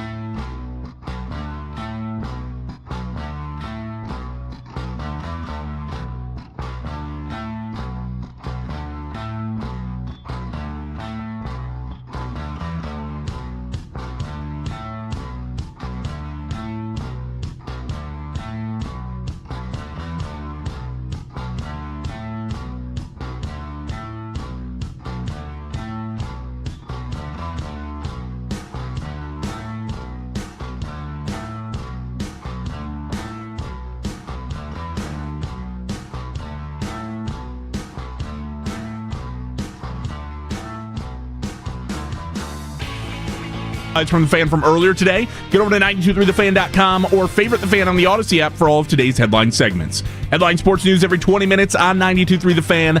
From the University Hospital Sports Desk, I'm Jake Volnick. In a world of Lane Kiffins, be a Matt Campbell. And what is loyalty in today's college football world? We delve into it. It's the Emerging Podcast Scene, brought to you by Extend Technologies, xtendav.com. You can listen to The Fan anytime, anywhere on the free Odyssey app or by telling your smart speaker to play 92.3 The Fan. And now you can find The Fan on YouTube, including The Ken Carman Show with Anthony Lima, 6 to 10 a.m. Afternoon Drive with Nick Wilson and myself, Jonathan Peterlin, 2 to 7 live each and every weekday on The Fan's YouTube channel. Subscribe to our channel for free. You watch all the best content from your favorite shows in The Fan live and on demand now. I felt like he played really tentative, didn't play confident in terms of, dropping back and knowing where eyes and feet should be and getting back and hitting that back foot and getting the ball out of his hands. Yeah, so I felt like this week was a step back from a week ago or from, the growth and ascension that he was making. But again, it's the same with all young guys is that, when you're in your first year, everything is not going to just be continually a gradual, incline to the top of the mountain. You have bumps in the road. You have games that are more of a struggle, things, times when you don't see it as well, as you're growing and you're building an offense around guys. So, so I don't know what you put your finger on in terms of, yesterday in terms of, Shedeur and his performance. That is NFL, pretty darn good quarterback, Hall of Famer. Not just that, NFL Network analyst Kurt Warner in the previous segment. And I think he was pretty spot on about Shedeur in terms of taking a step back from the previous week. I think it'd be pretty hard not to take a step back off last week. I think what's interesting is just how much does this step back matter? Because I think when you factor in everything, I'm just hard-pressed to bash Shedeur really at all, because it's like you made 7 or 8 plays in this game. I mean, without the other things going through for you, I don't know how much I can lay at your feet. Yeah, and I disagree with Kurt's assessment of the idea that he was tentative. I didn't get that vibe from Shedeur in any stretch of it. Like, I don't know, maybe you had that vibe as well, but like he was still taking shots. Like the multiple shots to Isaiah Bond tells me that he wasn't tentative. We watched him be tentative. Okay, he had that missed opportunity in the first drive, missed Jerry Jeudy a couple weeks ago in the 49ers game, and then he just kind of reeled himself back in. That wasn't the case really yesterday. Like, he was still taking shots. No, and actually, I'm surprised I haven't brought this up. I thought Dennis Allen did an incredible job yesterday, the Bears defensive coordinator, of mixing up the post-snap reads, which I think, like, there were a couple times where I think Shedeur was maybe more likely to make a play, but maybe some of that stuff, it didn't fluster him. Usually that's not his design either, which is interesting because, like Robert Saleh likes to do that. You mix up the pre for what it is for the post. Yes. But that was not Dennis Allen in what he typically does. He was doing it yesterday. That's not typically what he does. And so the expectation going into yesterday was he was basically going to present you everything, and then you hit the easy spots and go. And really, if you pay enough attention to the Bears, they'll let you go 20-20. I thought the challenge was going to be in the red zone, and Dennis Allen did a really good job. He made it very difficult. And I think, again, I think Dennis Allen treated Shedeur like you treat a rookie quarterback, which is try and confuse them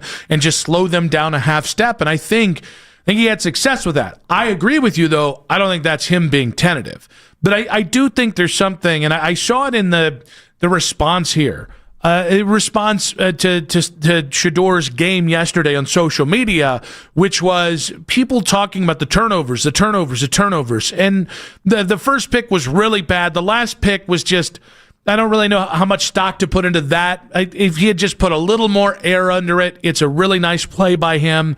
I'm okay with him trying to make that play. So if we're ranking the 3 turnovers, the first one's really the only one I have like a massive problem with. But to me, this is proof that everyone is drinking the Stefanski Kool-Aid, because Stefanski, after last year, instead of taking his ownership of the failure of last year, instead of taking the fact that, quite frankly, it was divine intervention of the complete failure of the Deshaun Watson thing, where vibes were never lower. Instead of doing that, Kevin needed to assign a blame for last year's failure. And so he went so hard into the paint that turnovers are the great Satan of our time that he neutered Joe Flacco into a check down Charlie, and it took, 2 weeks in Cincinnati to get the real Joe Flacco back. I'm not saying that he did that with Dylan Gabriel, but clearly Dylan Gabriel was hesitant. I don't give a rat's ass about these turnovers to a certain degree.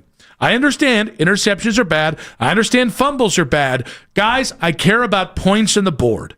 And Shedeur made plays yesterday to put points on the board.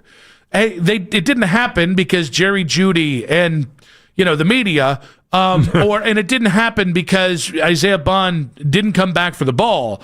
But I'm looking for a quarterback in this environment. Can you be making plays? Can you consistently make plays? Take shots. Shedeur did that yesterday. Well, and one of the bigger gripes it felt like the broadcast had that he just kept going back to Harold Fannin Jr. And it's like, guys, did you watch the Lions game at all yesterday at all? The Lions-Rams game? Amon-Ra St. Brown had 9 catches in the first half for 130 yards. Like sometimes these guys, you almost dare the other team to stop it. And maybe that was part of what Dennis Allen was trying to do, was he was just baiting them into, that's the third interception, was him trying to find Harold Fannin in a spot that it looked like Dennis Allen had been baiting them all day long to get to. And so the payoff is there 13 targets later. But if that's the biggest criticism you got, he's trying to find the guy that seems to be like he's open on every single play. That to me is not a criticism. Yeah, and I just I said this early and I'll say it again. Some of yesterday's loss is on Shedeur. You turn the ball over and you turn the ball over without actually putting points on the board. He made the plays, but there weren't points on the board. So I'm cool with people go, well, one turnover. I'm still gonna. To me, it was a 2 interception performance. I'm going to wipe the touchdown play that would be off it because I don't care about that play. It's a perfect throw. Jerry Jeudy has to catch that play. He's an NFL wide receiver. That's on Jerry Jeudy. Right, it hit him in the chest. But, okay, 2 interceptions, 0 touchdowns. So some of this is on Shedeur. So I said earlier, I don't think he's the top 3 of my blame chart for yesterday. I don't even know it'd be top 5, quite frankly. I don't even know that I want to go down the list to find out who the top 5 are before we get to Shedeur, for being honest about it. There's just a lot of bad. One with a bullet is special teams. Okay. And then we talked about coaching earlier, so I assume coaching's number 2. Jerry Jeudy is number 3. Okay. We're just going to go all the way through. I will say, maybe this is part of... 7 players being injured is number 4? I'll say this. No, I think that's fair, though. Guys, I don't care what the pass rush win rate says. If that stat doesn't match up to what your eyes tell you, the stat you can void that stat.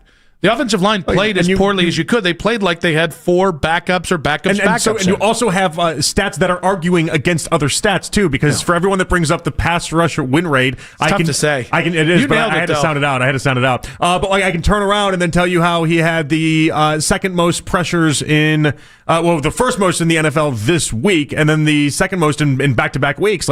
He's having pressure on himself. He is.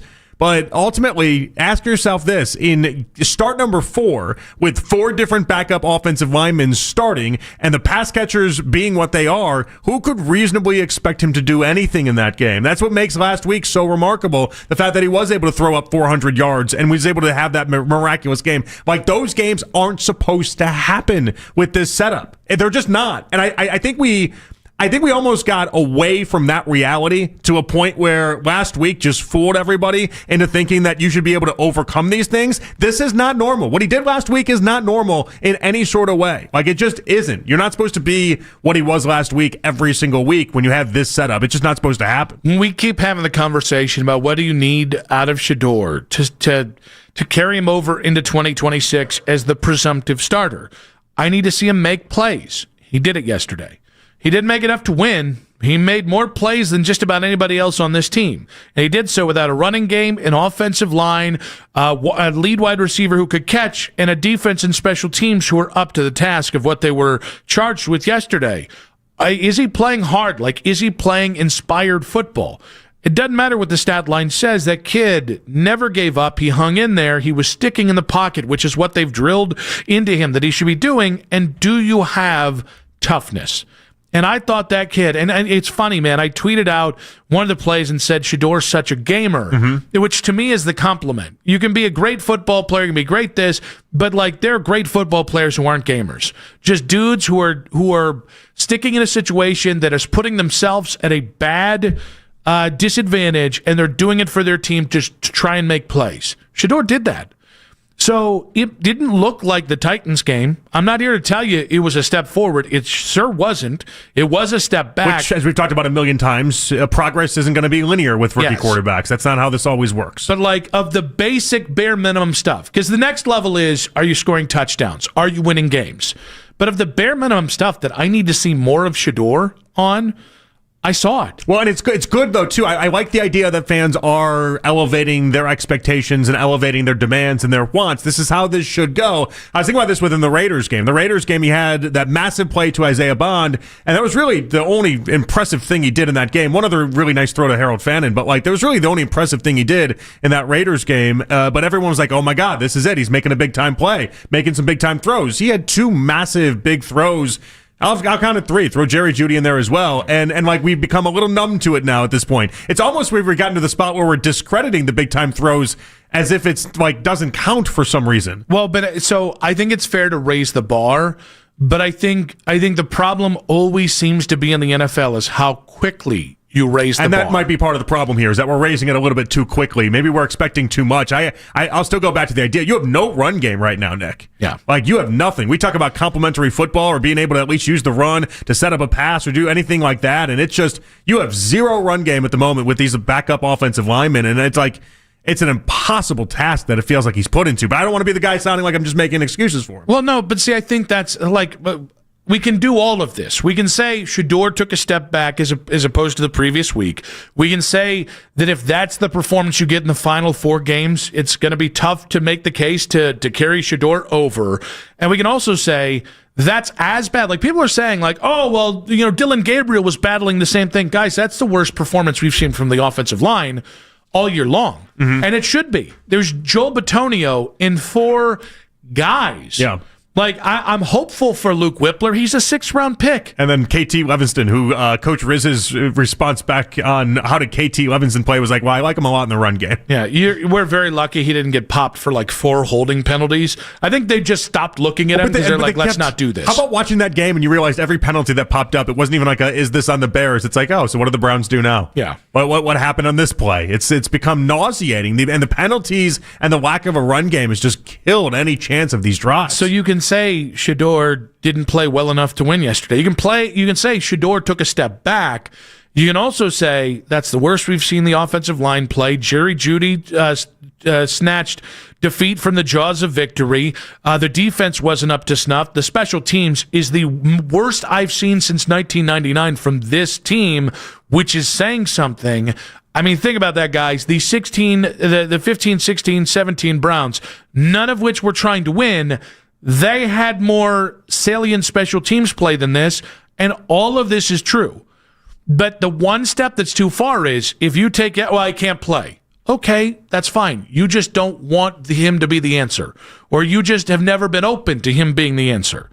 That's, I think, where this all comes down. 216-474-0092.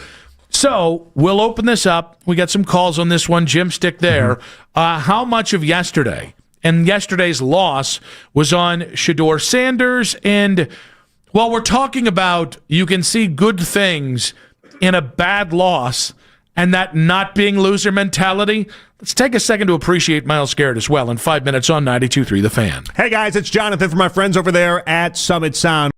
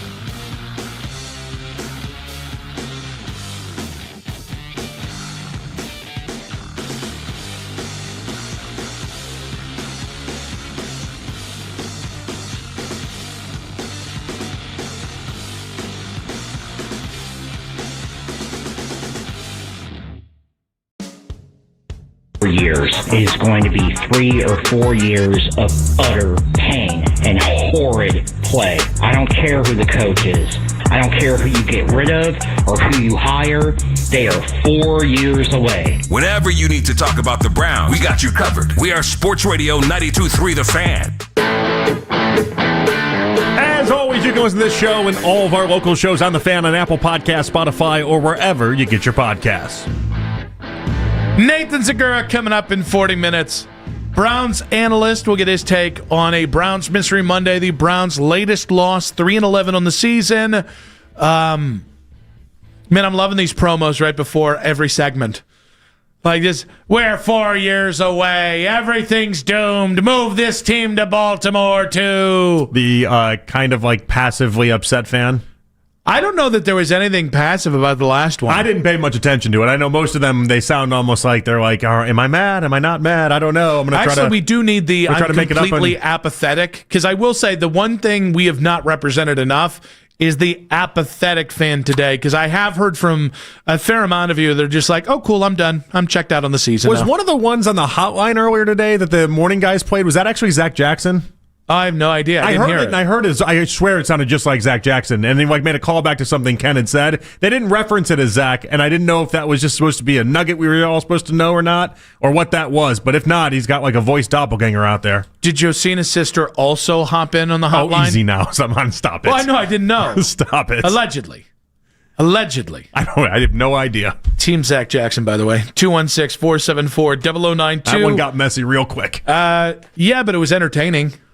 I don't know. I mean, yeah, it was fine for like an hour or two. I guess I was entertained. I think if anything, it died down, and that really bummed me out. Once Josina started going really hard back, then I was like, all right, I've lost interest in this. It's like the Bomani and or not Bomani, the Pablo Torre and Nick Wright feud. Yeah, that was happening. It was like, wait, when still Pablo, happening. When Pablo started pulling up receipts from 13 years ago, I lost interest. I was like, all right, that's Pablo. Yeah, that's why Pablo is so vintage. But that's Pablo. why Josina's Josina, right? Where it's like she just took it a little bit too far. I thought we were all kind of having fun here, and then it was like, no, this isn't it. Yeah, I think the only problem is I never really got to conclusion. We had a really good first act, second act pretty strong. We never got the third act. I like resolution. Yeah, I do too. Yeah, I do. I like it.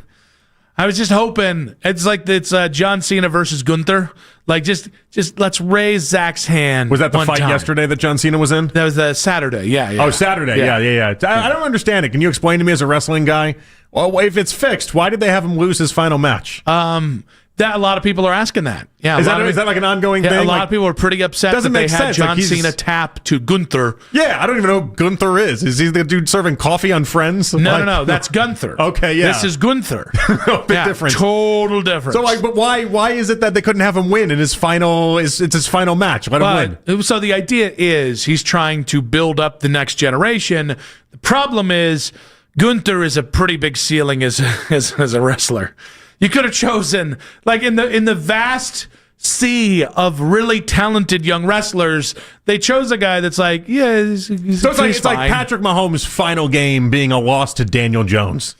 Yeah, exactly. Don't love it. Yeah. Like, don't love that arc. Yeah, give him the win against Josh Allen or and Justin then go Herbert. out. Whatever. Give him a good one. Drake May. Hell, Drake May's pretty darn good, right? Not a loss to mid Gunther. It's Gunther, let me tell you.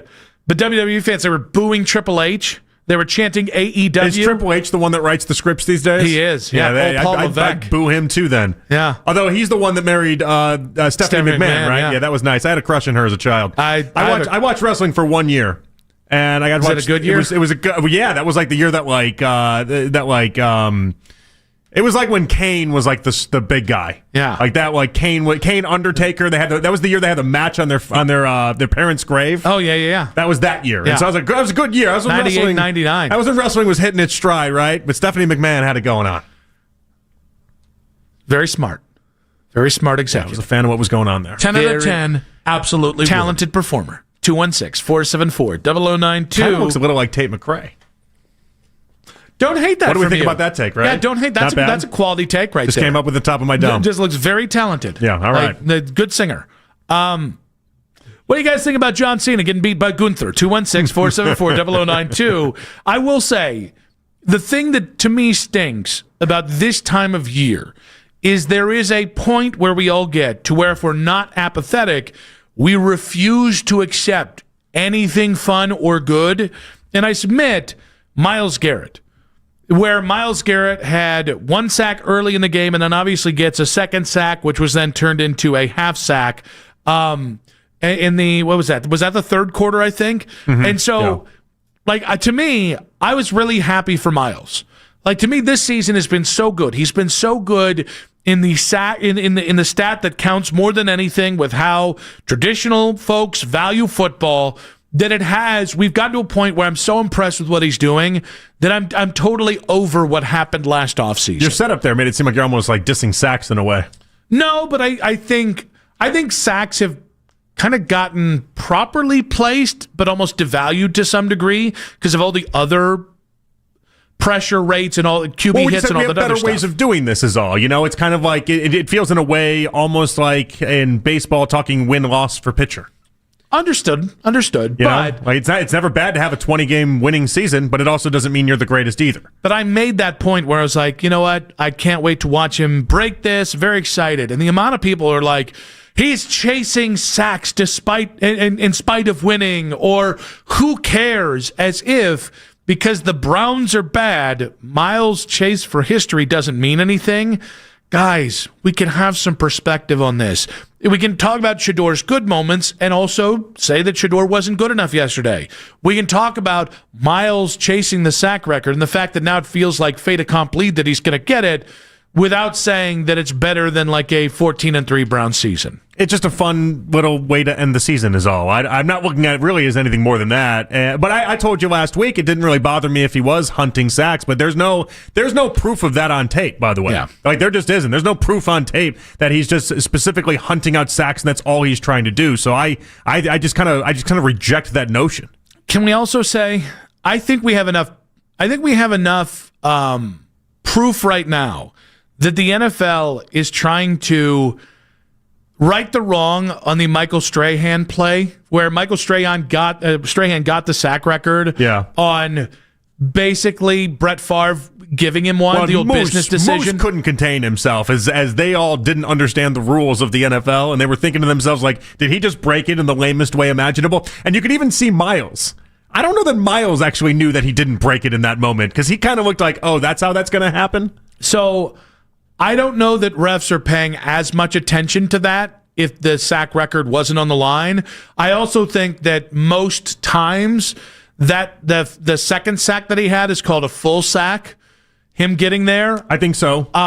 If he wasn't, like, it was apparent with the way yesterday was officiated from the sack record and the way it was scored that the NFL is, if Myles breaks this record, it will be the most legitimate sack record or the most legitimate record in NFL history, because they are not going to allow it to string in the wind like Michael Strahan's has. Well, you couldn't have the tape of it being something as lame as what it was. And again, even still, like with the play with Caleb Williams, like, you have to have possession in order for it to be called a sack anyway. Mm-hmm. So, like, that was in the rule book. No, it's right. Like, that is how that works. No part of that was faulty. Nope.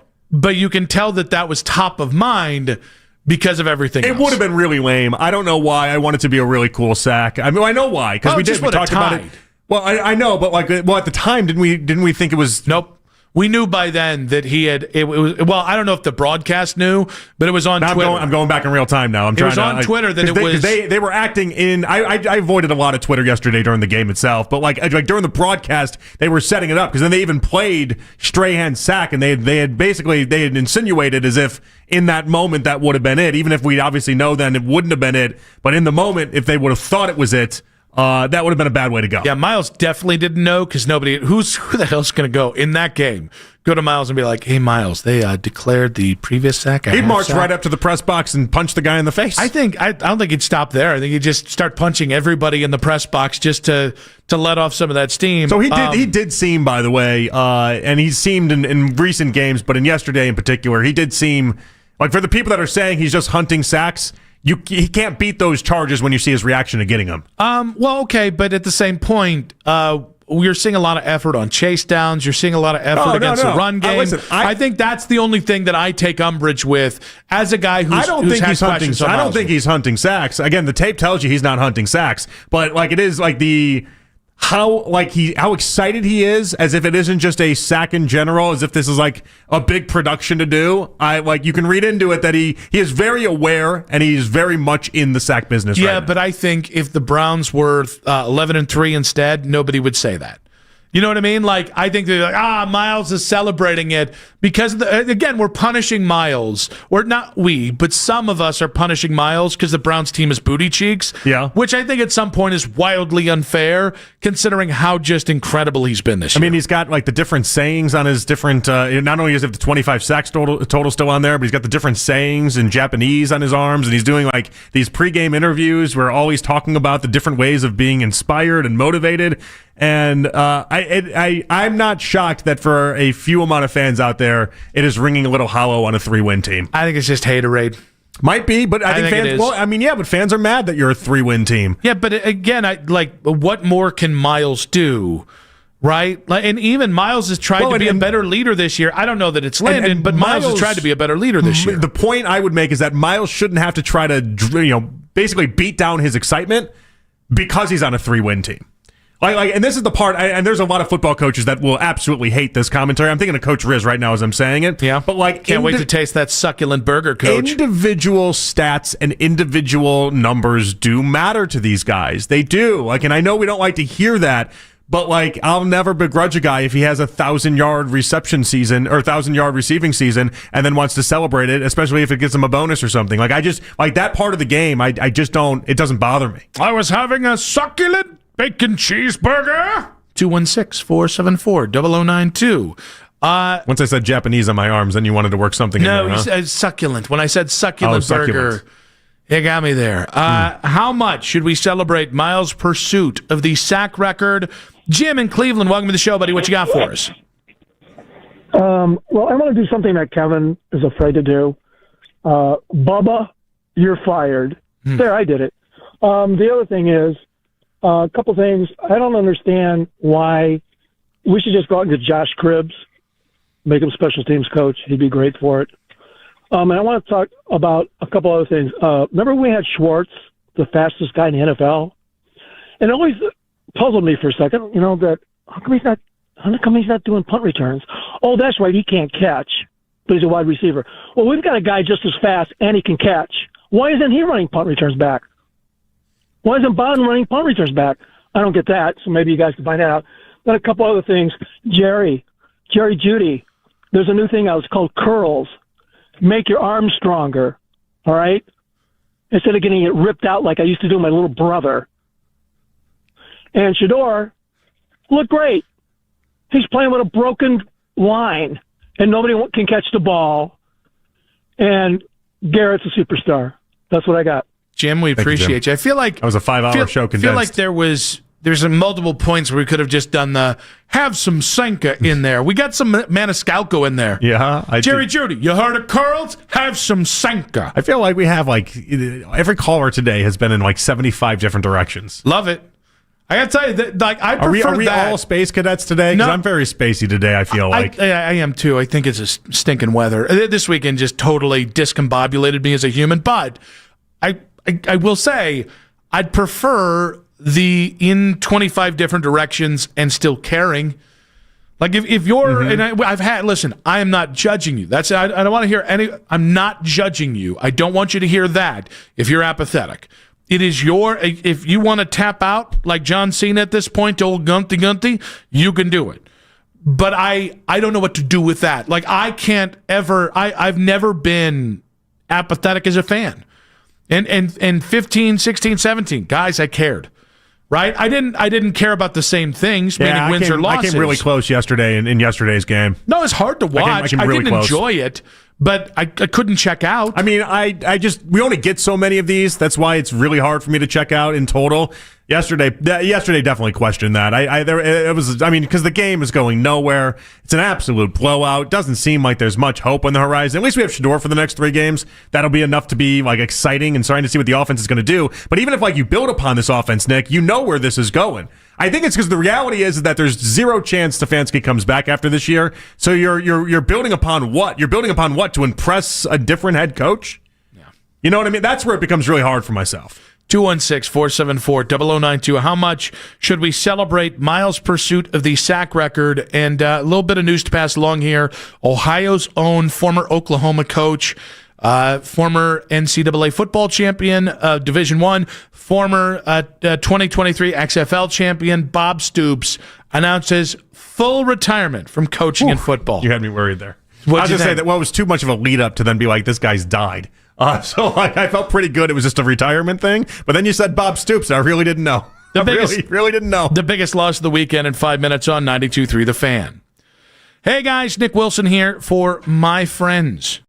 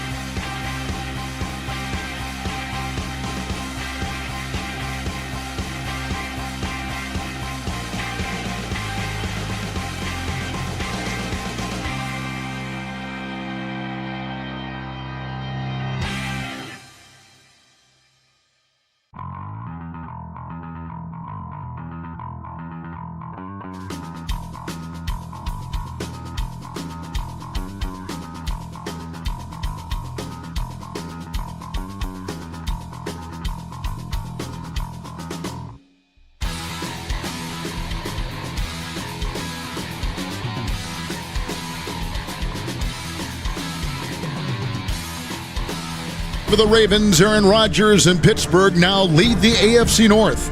For Tua Tagovailoa and Miami, their season turnaround continues with 4 consecutive wins. Join me and Hall of Fame quarterback Kurt Warner to find out who wins the Dolphins and Steelers on Monday Night Football. The radio home of the NFL in Cleveland. We are Sports Radio 92.3 The Fan.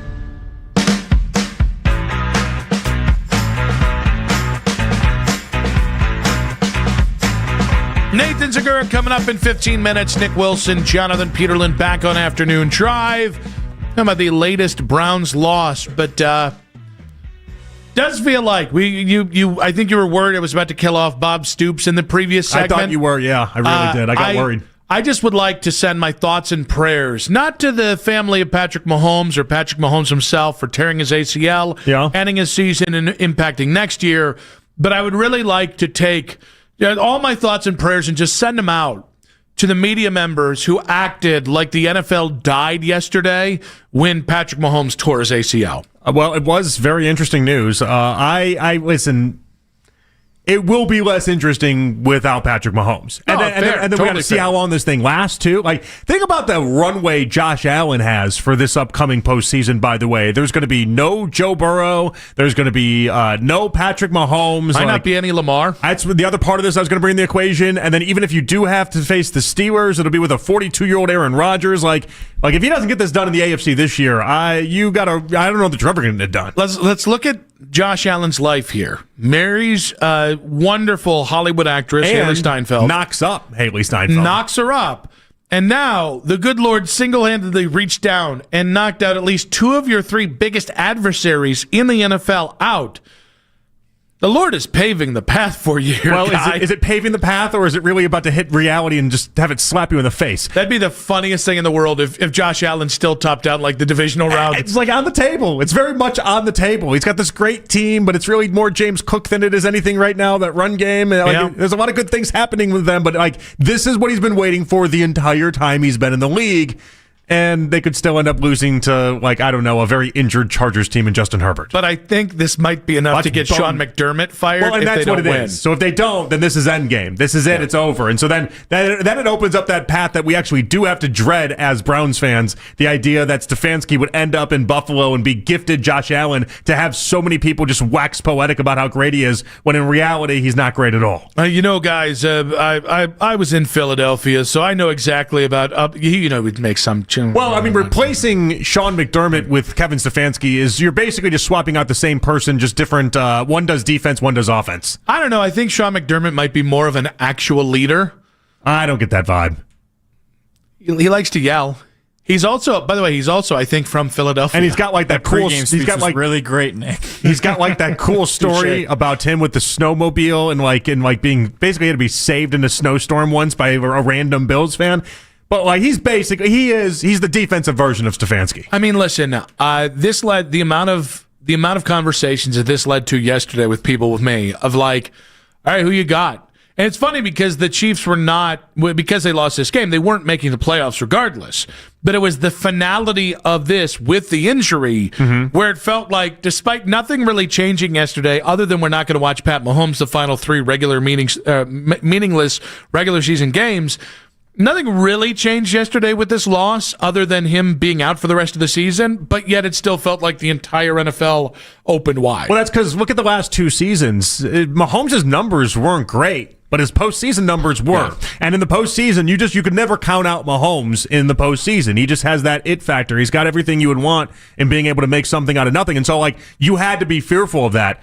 Now you just don't have to be. And so if I'm like Drake May in year 2 trying to pull off a Joe Burrow who made the Super Bowl in year 2 in Cincinnati, doors open. Just step right in. There's nothing really standing in your way. You know me. I do not co-sign this kind of thinking.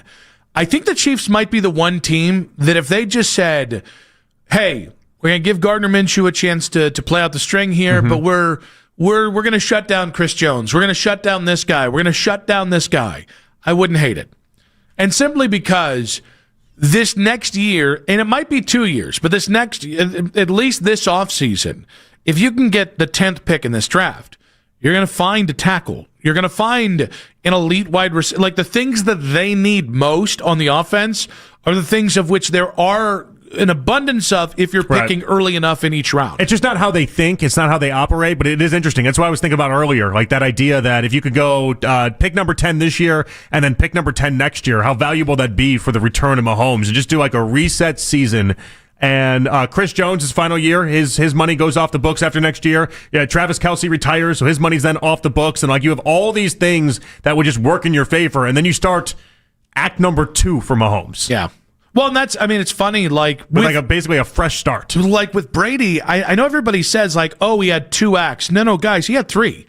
There was the first team, then there was the middle run, and then there was the end run. Well, the middle run though was 10 years of not going to the Super Bowl is the problem, or winning the Super Bowl. No, so like that's why people break it up. But like if you could have Mahomes have this time where you just get a year to reset the books, and then you get back-to-back years of top 10 draft picks. Like there's so much value in that, like a reset for a superstar.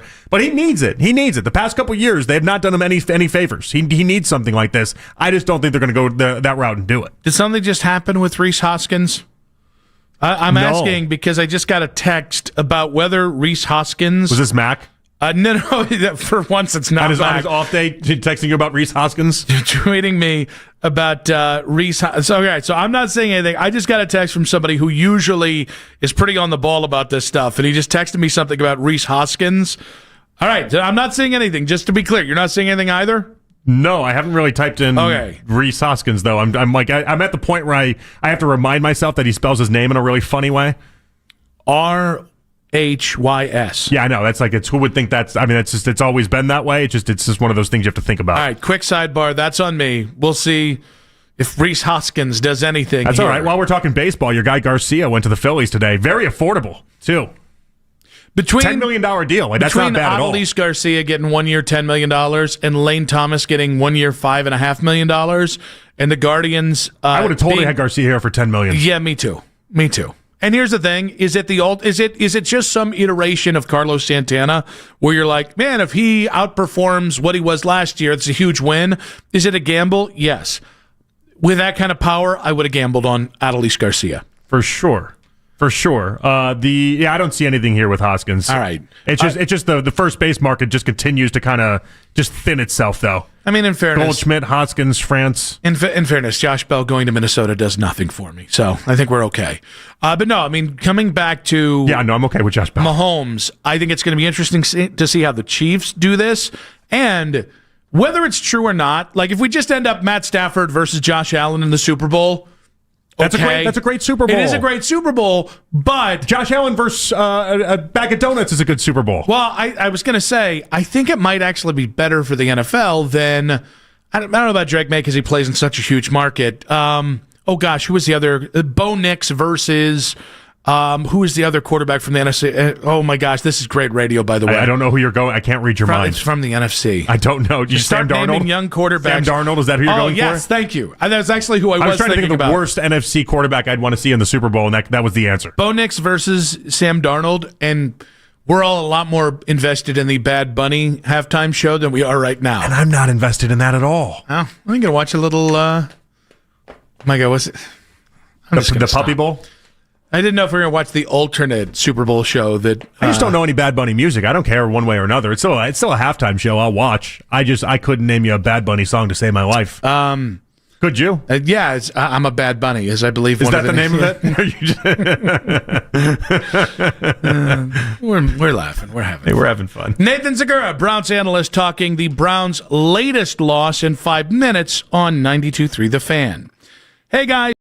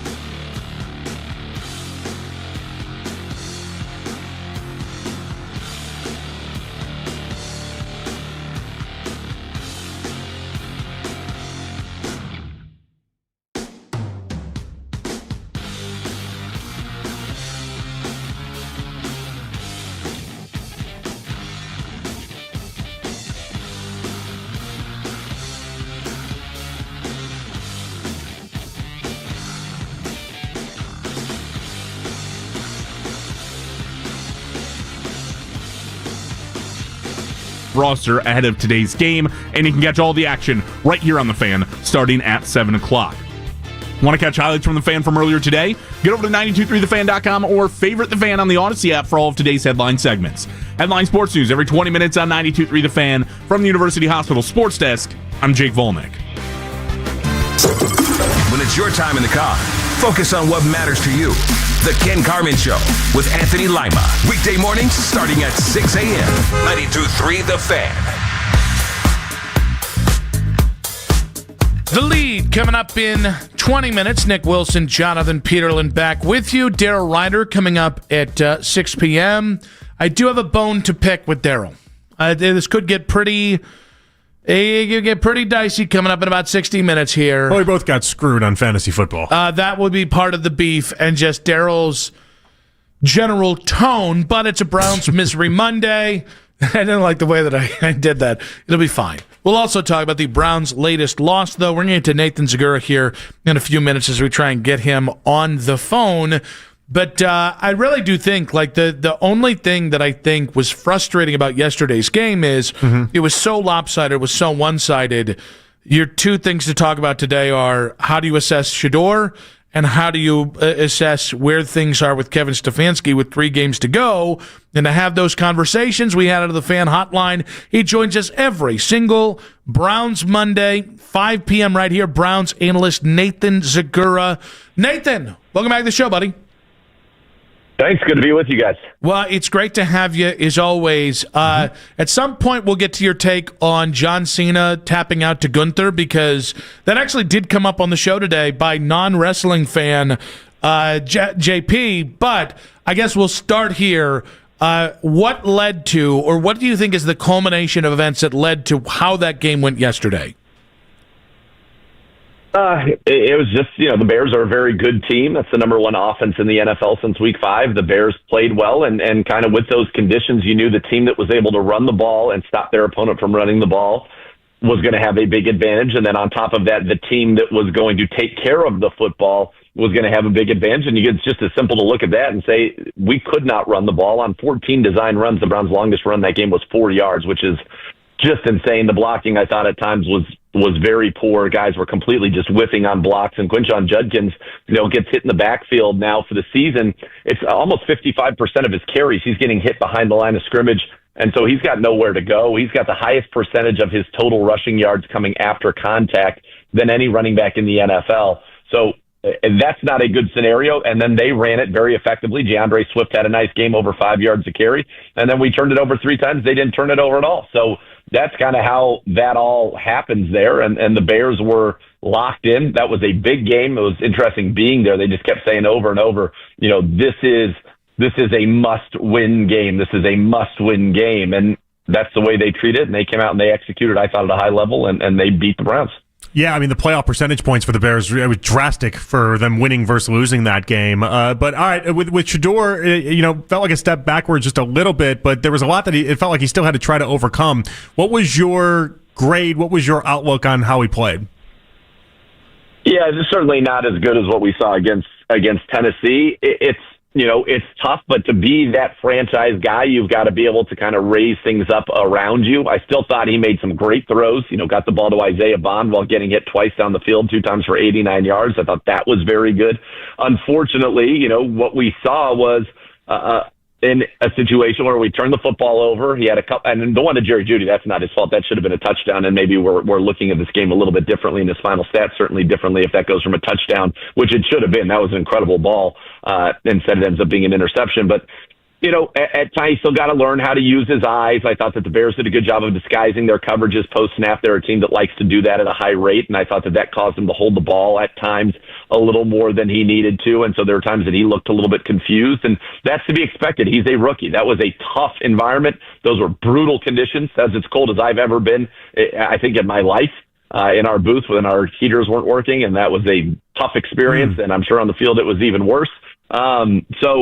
Yeah, it not his best, but this is something that you hope you come home now. You got the Bills and the Steelers and the Bengals left, and you can see that improvement. It's not supposed to be linear progress. I think that's just too hard, and especially, given the offensive line that he's dealing with and the fact that we can't run the ball, it's a tough situation for a quarterback. So if he can continue to make progress, I'll be very, very pleased by that, because I think this is a tough situation for any quarterback to be playing in. I know Kevin Stefanski has put a lot on protect the football, don't turn the ball over. That goes all the way back to how last year went wrong. I'm looking at this and go, I just want touchdowns. I can live with turnovers if there's enough touchdowns. Over the final 3 games, what are you kind of weighting more in your evaluation of Shedeur, the big bad plays or the big good plays?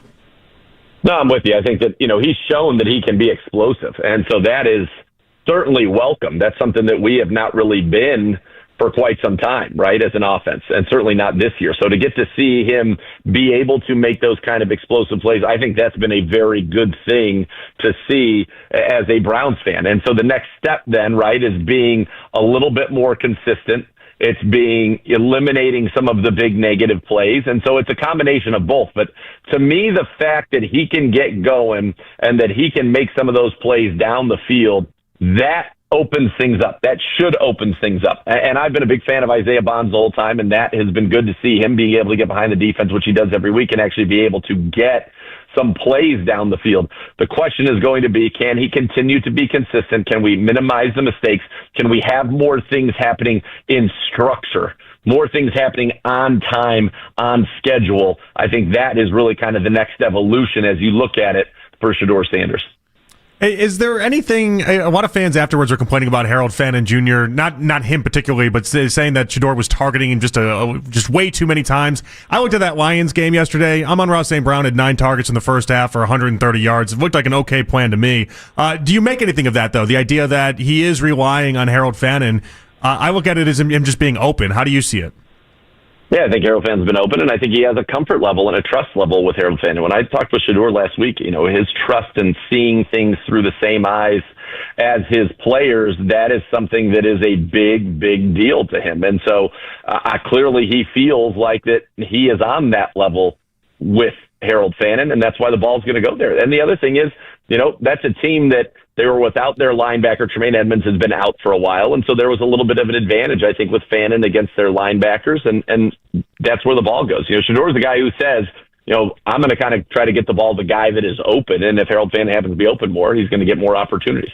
I think I know that I've kind of lied there. Well, that's leading to interceptions. He's forcing it to him. I mean, Harold Fannin had a career-high 8 catches and over 100 yards against Tennessee, and that wasn't a problem. So I don't see that being a problem. Nathan, what happened with the wristband thing, and how big of impact do you think it had on the first 2 drives? I don't think it actually was.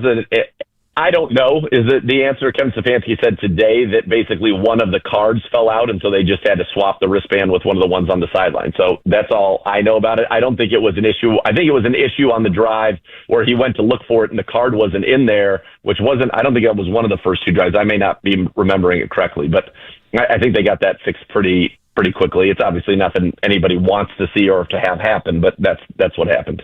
Should Jerry Jeudy have pulled down that catch? Yeah, I would think so. I mean, it hit him in the chest. So, yeah, I thought that was a heck of a ball from Shedeur Sanders. And, Judy's had a problem a little bit with some of those drops this year, and that was a big one. I mean, when we were doing it, your broadcast booth in Chicago is not in a great spot, so that was basically the other end of the stadium. But you could tell the ball got through to Judy, and I think Siciliano even may have called it initially as a touchdown, and then I was like, wait a second, I think the Bears guys got the ball, and he did. And you're like, how'd that happen? And then we watched the replay and just kind of went right off of his chest into the hands of the Chicago Bear there. That was, that's a tough one. And that's, you got to help your quarterback out when he makes a throw like that. And that was a big time throw. You got to come down with that. And Jerry Jeudy, is our top receiver. Those are plays he's got to make, and he would know that. Nathan, why haven't the Browns been able to get the special teams wrapped up to a point where it's just not killing you every week?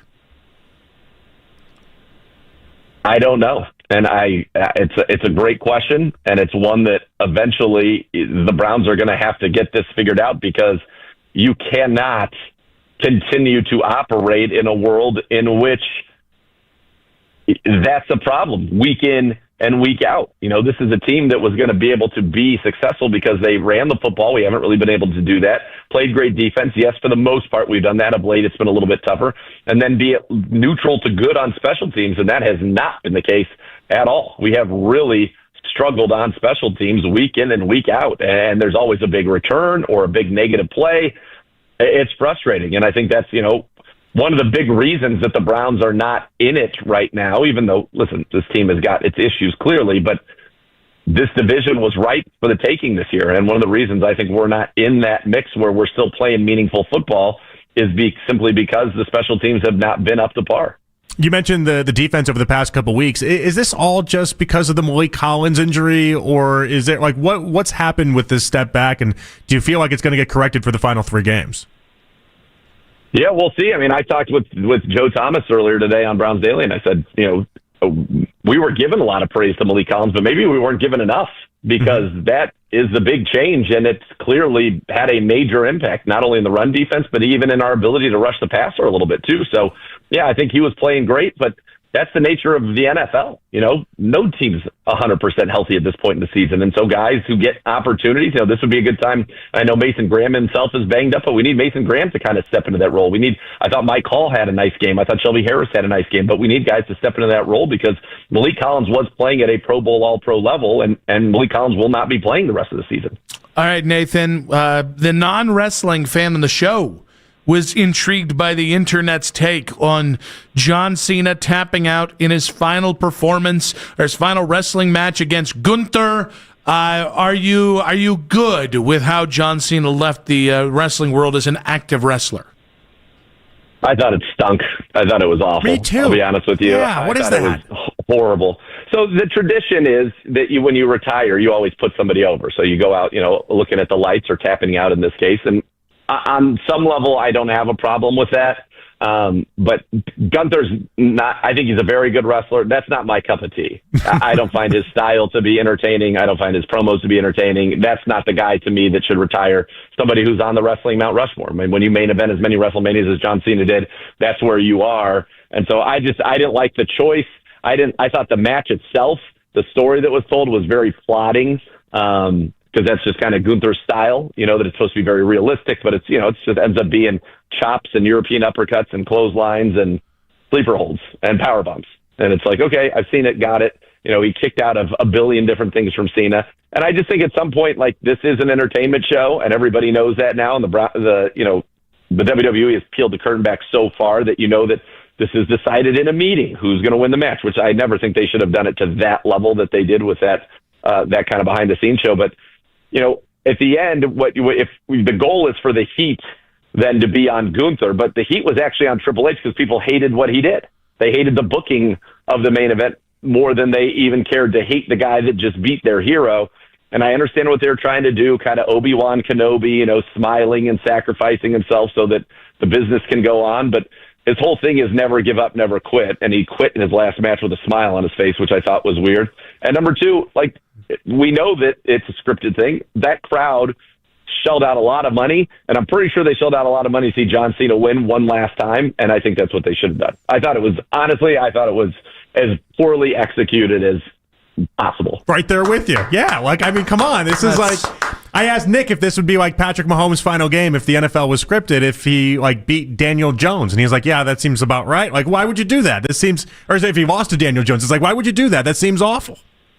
Yeah, and I guess, Gunther retired, Goldberg, and I think there's going to be some more retirements. Maybe Chris Jericho comes back, AJ Styles, Brock, and I think their plan is to have him retire all these people and try to make him a star. It's just not going to work. He doesn't have the charisma. He doesn't have the in-ring style that can be captivating to be that top guy for that long. And my guess is they'll ultimately, feed him to a guy like Braun Breaker, who I think has a chance to be a real star. But it was terrible. I would have rather seen him wrestle The Rock one last time at WrestleMania, and then you wouldn't know who was going to win because really neither one of them needed to benefit. I just thought it was like an F if I was grading it on a scale of A to F. In fairness, retired Goldberg about 10 years ago and kept wrestling. All right, buddy, we appreciate you. Have a good week. Thank you, Nathan. You got it, guys. Thank you. Browns analyst Nathan Zegura on the Fan Hotline. We'll react to what he had to say about the Cleveland Browns' latest loss to start the lead in 5 minutes on 92.3 The Fan. Listen to Baskin and Phelps all week to score tickets to an evening performance of Trans-Siberian Orchestra, The Ghosts of Christmas Eve, the best of TSO, and more. Presented by Minutemen Workforce Solutions, December 26th at Rocket Arena. Don't miss your chance for $55 all-in tickets with no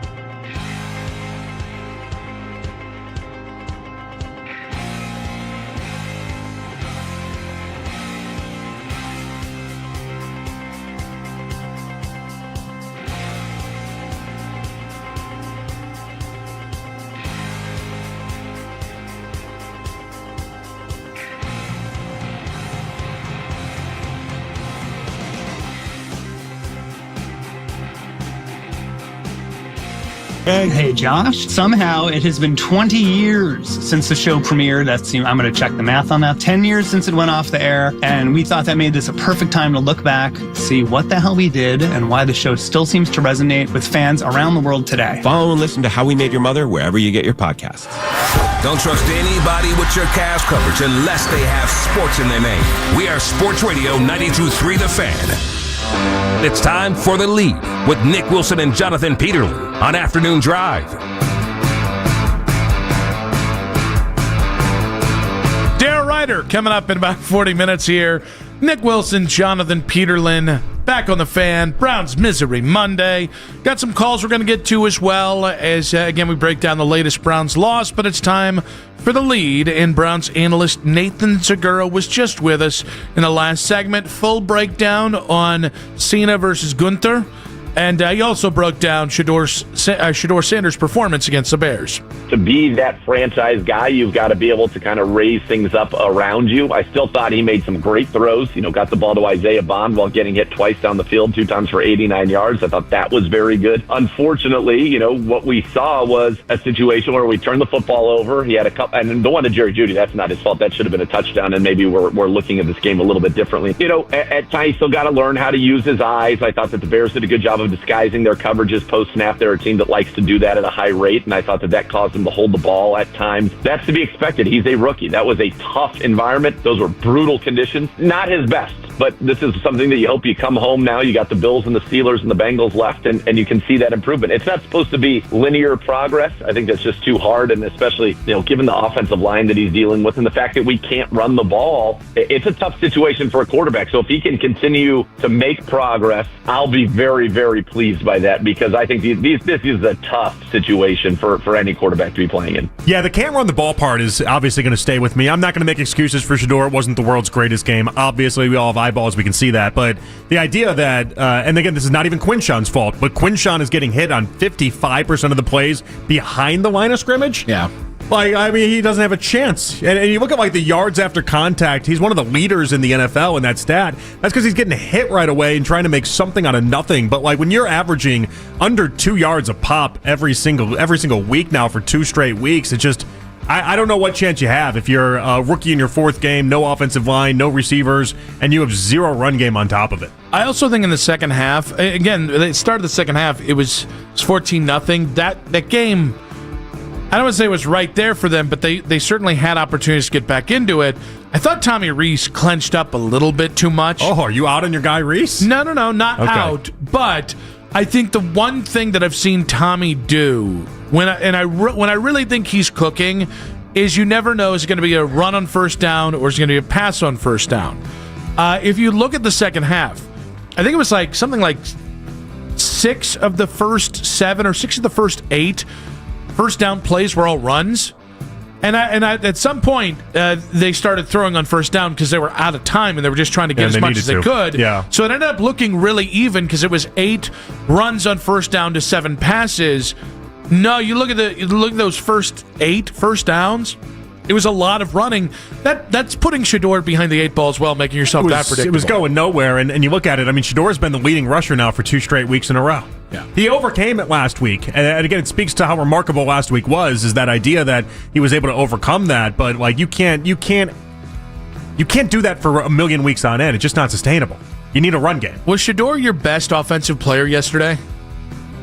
Well, I guess it depends. Maybe I would say Isaiah Bond, because Isaiah Bond he only had 2 catches, but both were dynamic. Oh, what was it? 2 catches, 89 yards. I didn't like that miss over the middle. And that was his fault. That was Isaiah Bond's fault. So I don't know. But 2 out of 3 deep balls I'll take that ratio. It's meatloaf level, but I'll take it. I thought it was a good Isaiah Bond game. I do think Harold Fannin Jr.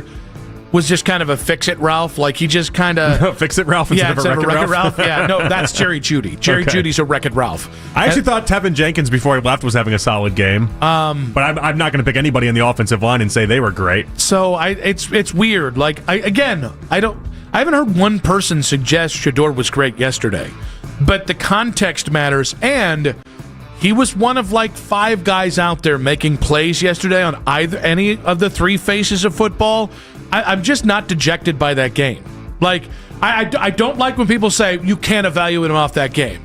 You can, but we can't weight each and every one of these games the same way. If you're putting all your eggs in that basket for evaluation, you're just telling us you didn't like Shedeur in the first place. Hall of Fame quarterback and NFL Network analyst Kurt Warner joined us today at 3:40. He talked about Shedeur's development through his first 4 starts. I think there's got to be some optimism that he's shown you something that you feel like, okay, we've got to explore this more and see who he can be at this level, see what he is at this level, and I think that's, kind of the approach you take through the rest of the year, but I think there's been at least some promising things that you've seen. It's just this business and this position is all about consistency. It's about making the right decisions. It's about, seeing the right things and giving your team a chance to win. And so that's what you're trying to find at this position. And I think, with both the young guys, you've seen some moments, but you haven't seen that level of consistency to say, oh, it's this guy, or even we've got, necessarily the guys in the room that we know can be that guy moving forward.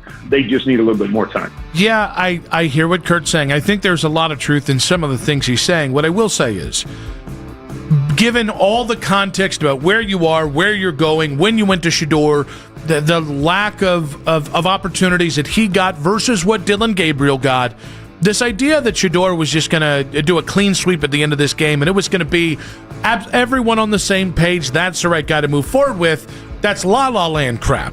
What I look at for Shedeur is, and this is the bare minimum, are you crossing this threshold with greater regularity every week, or at least most weeks at the end of the season? Are you making plays? Mm-hmm. Are you showing toughness? And are we showing signs? They don't have to be the most concise signs, but am I seeing signs of development? And I do think, Dennis Allen did an incredible job with post-snap coverage stuff, and Shedeur still made 6, 7, 8, 6, 7, 8, 9. We'll talk about that over there. 6, 7, maybe 8 plays yesterday that gave you a chance to be better than you were. Yeah, I'm looking at it, and here's the real rub on this. Shedeur for the next 3 games. I hope he plays well. Obviously, the deck might be stacked against him, but the reality is that this head coach isn't going to be the one that evaluates him anyway. It's going to be a new head coach. It's all our evaluations, all our everything is not going to be settled on, is Stefanski growing with them? Is the offense feel like they're growing and they're moving in the right direction? It's going to be whatever head coach they hire in the off season. Does he look at this and say, this is something I want to move forward with? Or does he look at it and say, geez, I can't, this is beyond fixable? And I'd be hard-pressed to look at this and see what you've seen over the previous 4 games and have a coach look at it and say, no, I'm done with this. Let's throw this out. Also, shout out to Brandon who said it's Fix It Felix. I've watched that movie enough. I should remember that it is Fix It Felix. Kevin Stefanski spoke with the media today. Yesterday, Allison Williams did a great job on the Fox coverage, identifying that they had to swap out a wristband with Shedeur after the first 2 drives. Well, Kevin was asked about that situation, which caused a delay of game penalty on the Browns' second drive. What happened was obviously had the wristband. It was good on the first drive. At some point after the first drive, one of the cards must have fallen out of Shedeur's wristband. So when he went to that panel to look for it, it wasn't in there. Obviously grabbed it. We have Bailey on the sideline, have Dylan on the sideline where he can swap out and grab their wristband. So you always have to be prepared for those type of things. You have to be prepared for if the headset goes out. You have to have those automatics that you have to get to if the headset goes out. And similarly, while that's very rare, you have to be ready if something like that were to occur. So I was giving him the wristband number. But like I said, the coach to quarterback wasn't out. You can still communicate that way until 15 seconds. Did the card jump? Did the card fall out, or was it the wrong card? Because I was under the impression it was the wrong card, but Kevin is saying the card fell out, and I just don't believe Kevin in anything he says. Yeah, I also you got to be ready for that. Okay. That's a little bit of pass the buck there. You could have just been we got to get him to a place where he's comfortable. I don't know. I didn't love that answer from Kevin. Either way, the way that Kurt Warner described it just made it seem like this is why they lose a lot. Because if you don't get these things right, you don't have the checks and balances. You could tell Kurt was befuddled how this would ever even happen to begin with. Because you have so many people in place to make sure that this doesn't happen. Where did this fail? Inventing new ways to lose, the Cleveland Browns. Tyvis Powell, the Browns Radio Network. I'm with Baskin and Phelps today. He said that Andrew Berry and Kevin Stefanski might not be a package deal. If he's going to enter next season on the hot seat, then you should just get rid of him now, because whether you draft a quarterback or you keep these same quarterbacks on the roster, they're still young, so they're all going to have to learn. You're asking them to take this offseason to learn Kevin's stuff, then you're going to fire them mid-season to where they have to bring in another coach and you got to learn his, like, that's too much for a young guy. It's going to take too much to get going. So I'd rather them, if they're going to do that, just rip the Band-Aid off now so you can have your guy and you can have established that communication and all of those things so you can hit the ground rolling next year. You know, so many times they've been linked to the hip. You know, if you fire one, you got to fire both. I don't know. For some odd reason, it just feels like that might not be the case. It might just be one of them that goes. I get that vibe a little bit. I don't think they are a package deal anymore. I think that started at some point this offseason, and I think Kevin is set up to be the clear fall guy. And to his credit, Kevin's made it easy to make him the fall guy. The truth is, I can at least give Andrew Berry credit for this last draft. Kevin Stefanski's last great success was about 5 games at the end of 2023. I do not trust him to build the offense around Shedeur, Dillon Gabriel, or I don't know anybody else who might be the quarterback next year. I think it's interesting. Zach Jackson last night wrote, and he connected two of them, both Andrew Berry and Kevin Stefanski together. I saw a couple other people this morning making those same connections where it felt like it was Stefanski on this island by himself. It felt like in the past 24 hours, people went back to grouping them together, and that's why I find it interesting Tyvus he didn't latch on to that thought process. Tyvus still thinks they're both independent and they both have their own. I would imagine he thinks that AB then is safe and then Kevin Stefanski isn't. But yesterday highlighted it for a reason, Nick. Offensive line, wide receivers. That let you down in a big-time way yesterday, and Andrew Berry's responsible for that, and he didn't have this team ready. Myles Garrett is 1 sack away from tying the single-season record after yesterday's loss. His message to the team was about having something to play for over the next 3 games. As long as there's still time on the clock, dig deep and go and find it. And you can say that for the season and for life. Don't shy away from obstacles or struggle. It's going to be there. It's really the test of a man, who you are when when those come. Keep on fighting, and you want to be remembered for your very last play, your very last game, and you want to go out on the best note possible, because that's your legacy. With your team, with your family, and for you personally, when you lay your head down at night, you want to be proud of something.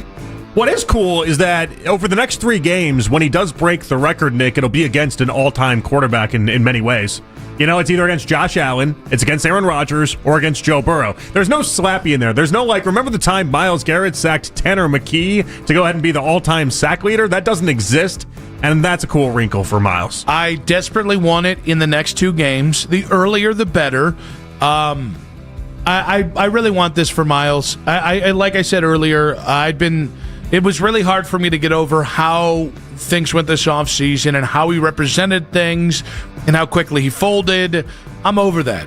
What he's doing is a lot of fun to watch this year. He is playing incredibly hard on a bad team.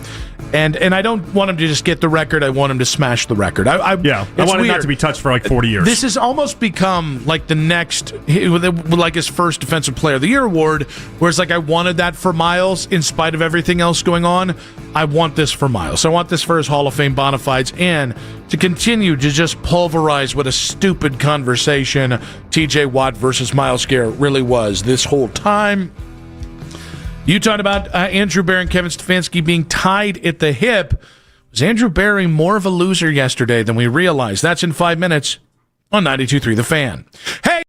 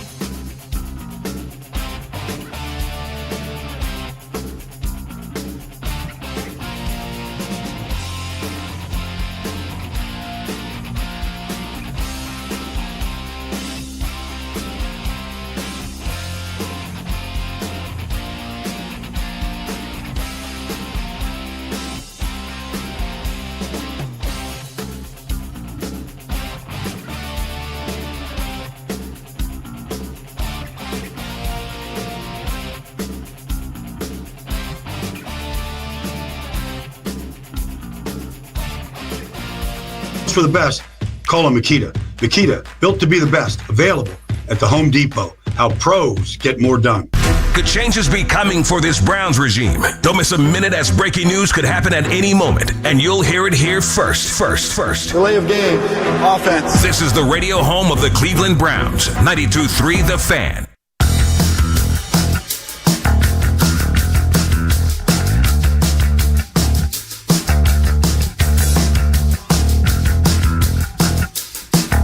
Daryl Reiner coming up in 15 minutes here.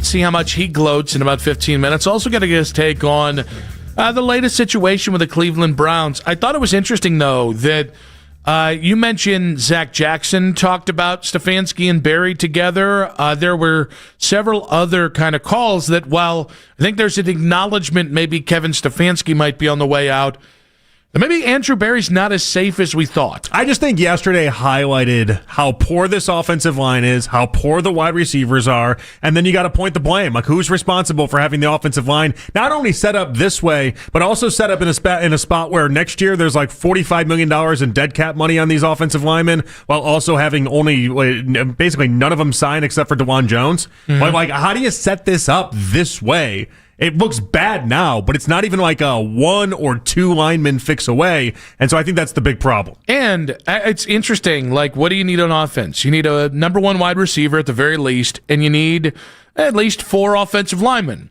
What is the thing that Kevin Stefanski, that Andrew Barry has not been able to draft even like decently well? It's wide receivers and it's offensive linemen. Yeah. Like, this is the guy that picked Jed Wills over Tristan Wirfs. I wish he picked Jed Wills. That might have gone better for us. Any of the Wellses, but not David. He was always kind of a bit of a jerk. That's a chunky boy.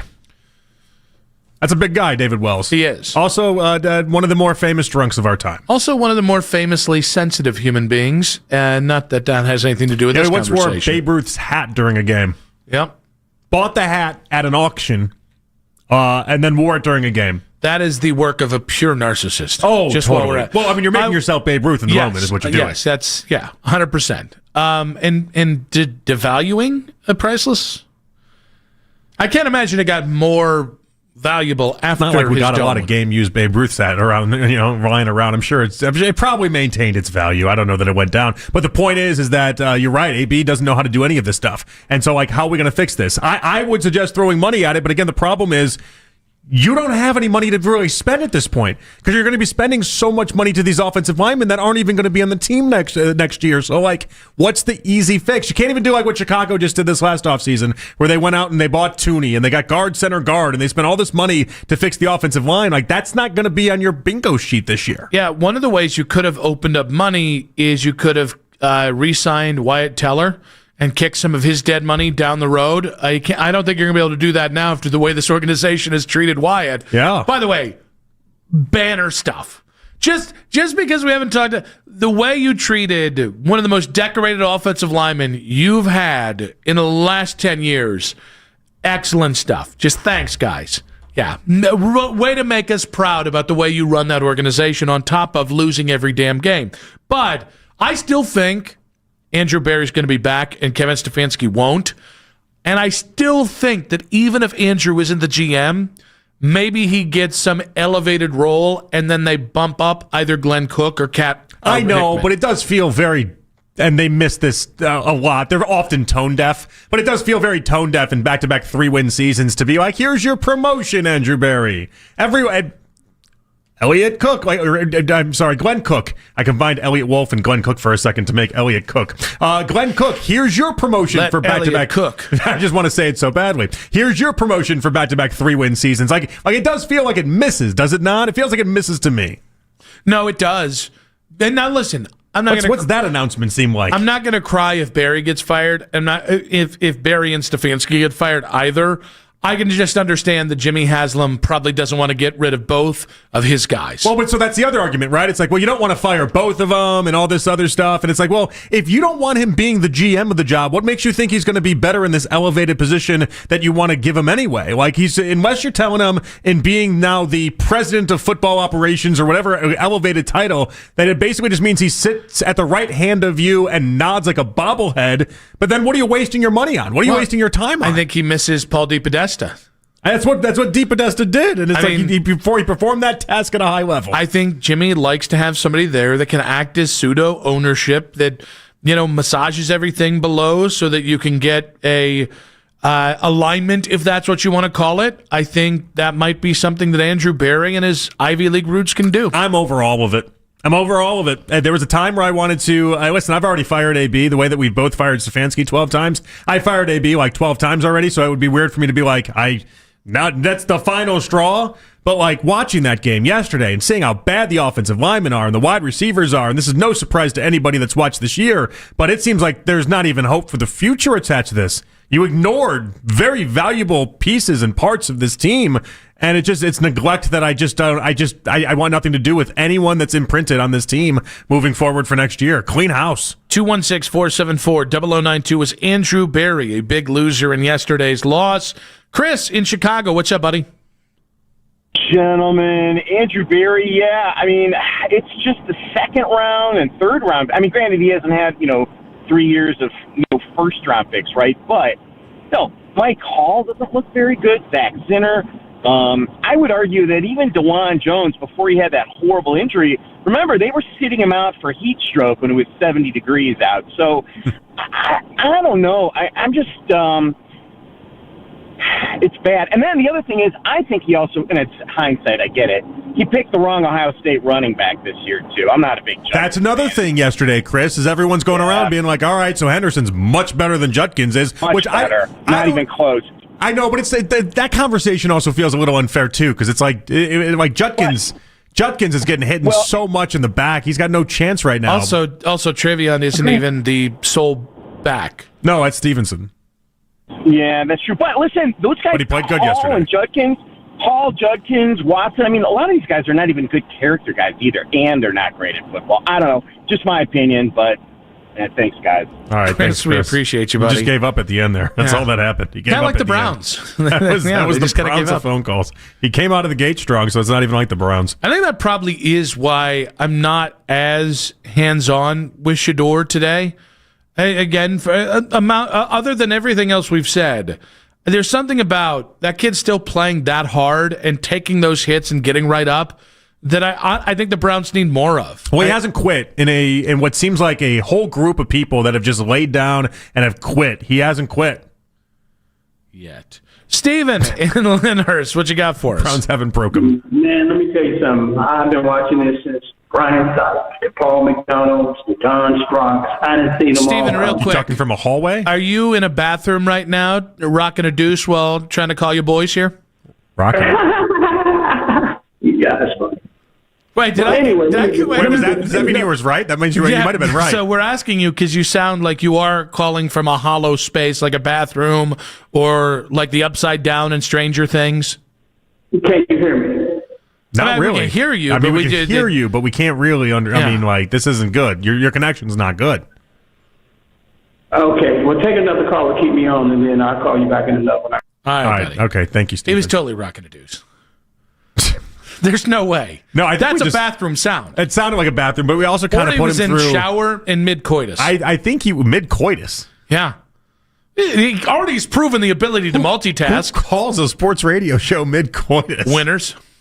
He's got it. Well, I'll give him this. He's going for a while. He was on hold for a long time. If you called on like the interstitial, moments, but you were still mid-coitus, I would tip my hat to you. That's a real win. I got to get off this Browns take and then get something else off. Yeah, exactly. Okay. Yeah. Some ladies say we can't multitask. You could prove them wrong and have a good talk with your boys, Nick and Jonathan, at the same time. Yeah, we don't judge. Although I probably would judge if I heard like moaning in the background. I'd probably be like, oh, what's going on here? I wouldn't judge. You definitely. You asked him if he was going to the bathroom. Like we clearly have interest in what's going on. And then he giggled. The giggle really gave it away. Like he was Michael Jackson there. Yeah, he giggled like, oh man, like you caught me. Thing. But I can't say that you caught me. What happened is we questioned his phone service plan is now being questioned. No, he left that call being like, wait, every call I've ever been on, people like my phone service. You guys tell me it sucks. No. I think he got off that call. I'm on this $29 plan. I gotta boost this up. I thought I was going to get away with this. I think that's what I think he's thinking right now. Like, no, how did they know? People in his life hate him for whatever phone service he has. That we probably They constantly talk about it behind his back. Or people in his life never get a good line with him. People in his life hate him because he constantly calls them while rocking a deuce. Daryl Ryder. You got to kill two birds with one stone. This is a great question to ask Daryl Ryder. Has Daryl Ryder ever been on a call while on the pot? That and Brownstock in 5 minutes on 92.3 The Fan.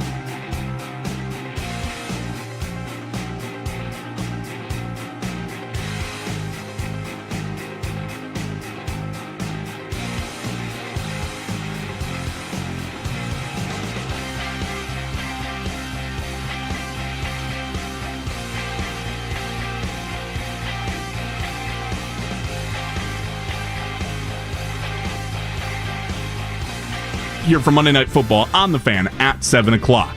Want to catch highlights from The Fan from earlier today? Get over to 923thefan.com or favorite The Fan on the Odyssey app for all of today's headline segments. Headline sports news every 20 minutes on 923 The Fan from the University Hospital Sports Desk. I'm Jake Volnick. Want to talk Browns while you're at work? Baskin and Phelps, weekdays starting at 10 on 92.3 The Fan. It's the 6 o'clock hour. Someone step on a duck on Afternoon Drive. 1 hour to go. Nick Wilson, Jonathan Peterlin with you in case we missed it. Coming up in about 40 minutes. And, of course, it has been a long Monday talking about, well, the Cleveland Browns and the latest loss. But to go ahead and break all this down, we've got Daryl Ryder, as he does every single Monday, joining us here and brought to you by Scheiben Jewelers, Cleveland's premier jewelry stores. Daryl, welcome to the show. Hello, boys. Was yesterday the Browns' official giving up party? I did not hear any 1, 2, 3 Cancun coming from huddles, but I suspect that subliminally that was happening. Well, that's too bad. So what you're saying is the people that are rooting for losses for draft position, you're now in the clear. You can root for losses? No, that's not what I said. That's not even remotely close to what I said. I didn't say it was okay.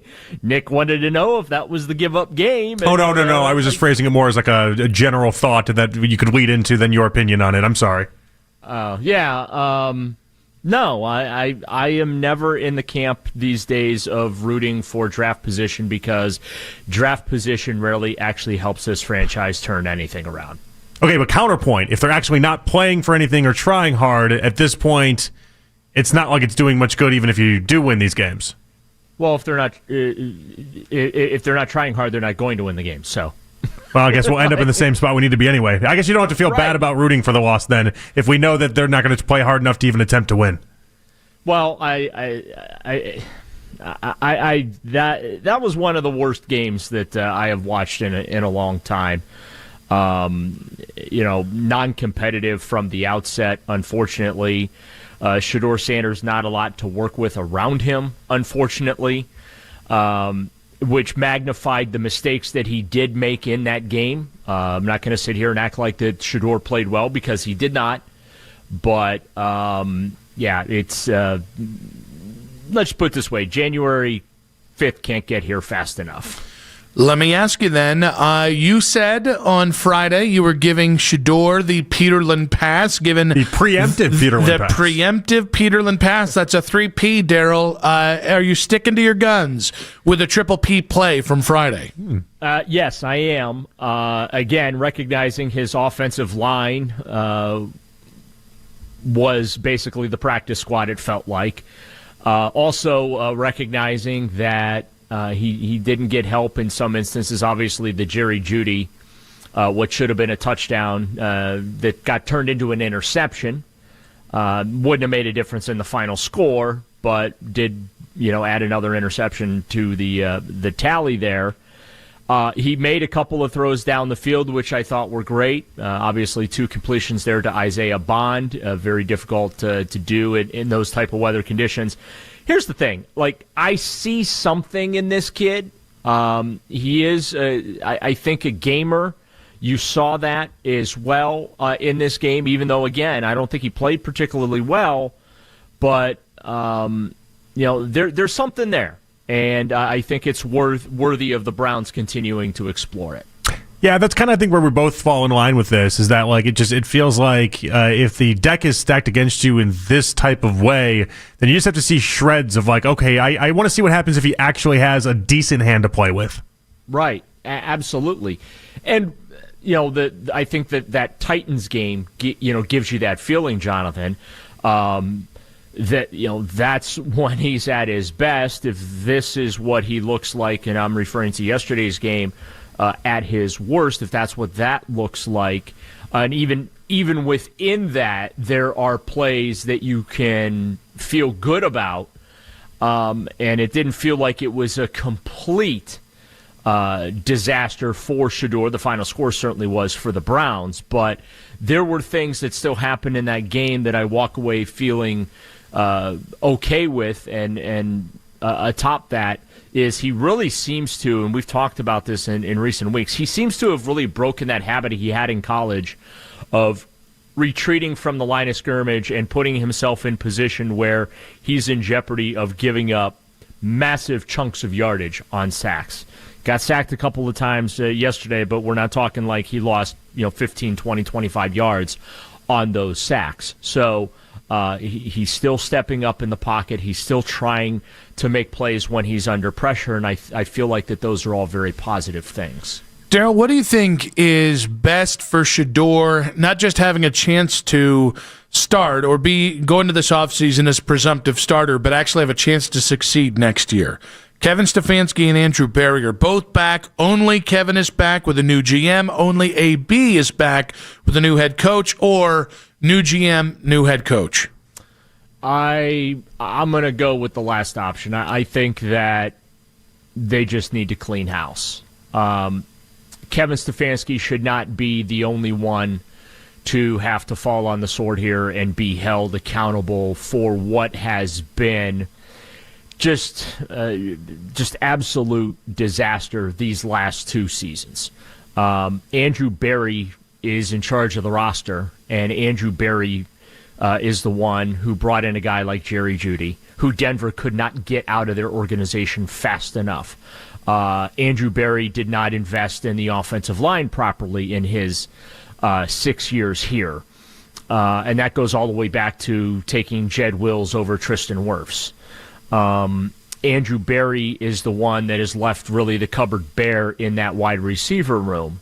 So it hasn't all been complete misses for Berry, but he certainly has done very little to help Kevin Stefanski. So I think they both should be held accountable equally. Either they both stay or they both have to go. Yeah, it's interesting, Daryl. We've kind of discussed last segment that idea that, leading into this week, it felt like AB was 100% safe.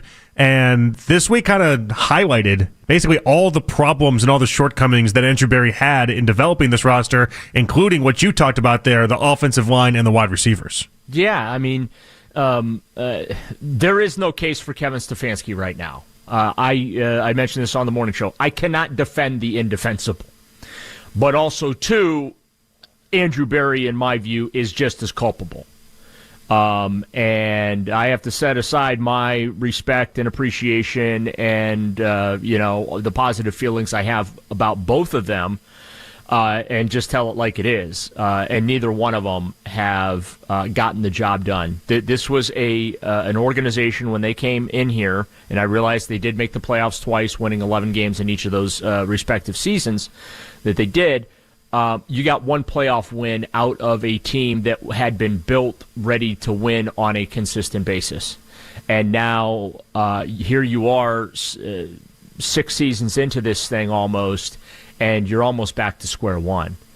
Yes, it's true the cupboard is not completely bare. There are some players on the defensive side of the ball. There are a couple of guys on offense, but you're almost back to square one. And that's unacceptable for forcing fans to go through 1-31 and 4-44, and all you had to give them was one playoff win, 2 playoff appearances, and bringing in a quarterback with as toxic of baggage as it gets, and then to have that guy basically unavailable to you while cashing at the time an NFL record contract. And by the way, you're the GM that wanted him, and just, okay, so it was ownership that pushed the deal over the top, but you wanted him in the first place. So, yeah, I think Andrew Berry deserves a tremendous amount of accountability when it comes to that Watson trade, and I don't feel like ownership should have to feel guilty and cover for that. Daryl, we just had a caller who was trying to call a sports talk show while on the commode. We theorize, we don't know for certain.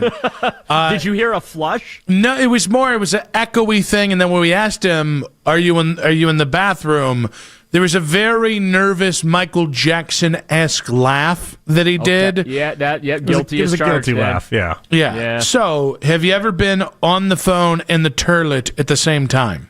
Yes, but what I do is I mute the phone. So, that's a good move. Yeah, if they're talking, I mute the phone, use the restroom, they have no idea, or I say, hey, I'm about to use the restroom, I'm going to mute myself for a moment, and go ahead and hold down the conversation. When I'm done, I'll jump back in. But I absolutely always mute the phone when I'm needing to use the restroom. Have you ever had coitus while making a sports talk radio call? No, I'm usually preoccupied in that particular moment. Oh, okay. Good to know. Good to know. I like your focus. I like to direct all my attention and energy where it needs to be. Okay, I like your focus there. We were just hoping that would happen to us at some point. And congrats on the sex, by the way. Yeah. Well, not with you, of course. With like anybody, just because, like, you know, if you view getting your opinion out on this show that important that you can't wait until festivities are over, I mean, that's a pretty nice endorsement of the show. Yeah, not now, woman. I'm calling Nick and Jonathan. Yeah. Well, wait a minute. Has that happened as well, or are we just talking about the guy that was in the restroom? Nick had another theory about the guy in the restroom. We didn't know. He couldn't know if he was mid-act or not. Well, yeah, because I thought he could be in the shower, but if you're already talking in the phone, maybe there was a third activity going on there. Okay. All right. Didn't Howard Stern pull a stunt like that at some point in his career? It got him in hot water? WNBC. I don't know. I do not recall. But it sounds like something he looks could like have done. Pig, makes you want to vomit. Pig vomit. Who used to work here in Cleveland. By the way, that's true. I actually interned for him. Did you really? Yeah, I did. He's a very nice guy. Never. You know what? I've heard a couple other people in radio be like, I liked him a lot, and it's like, but in that movie, he's not portrayed as a very likable guy. He's not. Maybe life humbled him a little bit. Maybe coming to Cleveland humbled him a little bit. What that is? I will say this: Paul Giamatti absolutely killed that role in that movie. You Larvadan that name. I there. will say, I thought Paul Giamatti did a better job. WNBC. WNBC. All right, final one. Screw you for conceding last week. And then Sunday night, you guys got to understand. So it's a 2-week first round of the playoffs. Which is unheard of, by the way. Daryl hits me up week 1 and goes, you just won. There's just no way. Daryl comes back. First of all, I didn't realize it was a 2-week playoff. That was the first part. That's on me. I should have just let you believe it. I saw Daryl in the hallway, and he was like, I'm done. I'm toast. It's over. And I'm like, I know, buddy. I know. Not just that, but then Daryl has the temerity, the absolute unmitigated gall to then tweet me last night, in fact. I didn't tweet you. I texted you. I don't know the damn difference. Gloating about how he's now going to the championship round. Listen, you tried to goat me into keeping Patrick Mahomes as my quarterback, and I have never made a better decision in my life when it comes to fantasy football than benching him for Trevor Lawrence, who had 6 touchdowns yesterday. Yeah, you saw that coming, Nostradamus. Yeah, you called out 6 touchdowns ahead of time. Tell me about the 4th quatrain. Listen, I thought you had me dead to rights. Honestly, I mean, you're going to beat him by 50 anyway. But I started down almost 40. That was the thing. I know, but you could have played nobody at quarterback. You're still going to end up winning. You just had a dynamic week. I know. He goes, I know. Taking it in stride there. Yeah. Also, now we're playing humble. Okay, jackwad. I'm trying to win humbly. You did not do that. You texted me. I know. Well, I was just asking if it was a bad time to mention that to you. We should all know the league should have gone, if proper form, it would have been playoffs for last week. I beat Kevin. Daryl you lose to Nick, and then it's Nick and I in the finals this week, and then I have a higher point total. Well, Jonathan, I was looking at the score. You looked like you're toast too. So yeah, because again, you and Kevin both had 200-point weeks, which is insane. Yeah. So all this means is that I just had a clean sweep of afternoon drive for not only the regular season but the postseason as well. It's got an asterisk next to it. Yeah, not my fault you didn't make it to the next round. Like a Barry Jonathan. Bonds level asterisk next to this one. Many are saying this league there's going to be an asterisk in the league title in the annals of history. Is there a trophy in this league? I think this is year 1. It doesn't matter. Daryl's going to get one. I kind of want Daryl to have an obnoxious trophy. I think any trophy that Daryl would have by virtue of being had by Daryl, will be obnoxious. Like he'd send us photos and videos of him like cleaning the trophy. Yeah. Buying special trophy cleaner off Amazon. It's actually called Special Trophy Cleaner. Only using white gloves to handle said trophy. He turns it into the Stanley Cup. He takes it around town. Maybe Has drinks out of it. with it. Maybe he does some special things with the trophy. Yeah. Is that that's when you call into us? Yeah. You call into us while doing it to the trophy. It's gracious. Yeah, I don't think we could put that on YouTube though. Well, just block out the screen.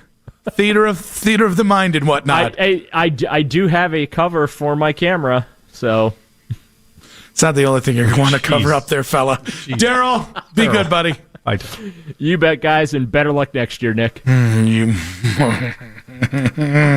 going to start cursing like Joe Pesci does in the Home Alone. He doesn't curse, but it's like Looney Tunes cursing. Daryl Ryder, brought to you by Scheiben Jewelers, Cleveland's premier jewelry store. We'll react to what he had to say and talk about the changing of the guard in 5 minutes on 92.3 The Fan. Josh Bookman and Bookman & Son are here for you year-round. Nick Wilson here for my friends at Bookman & Son. I know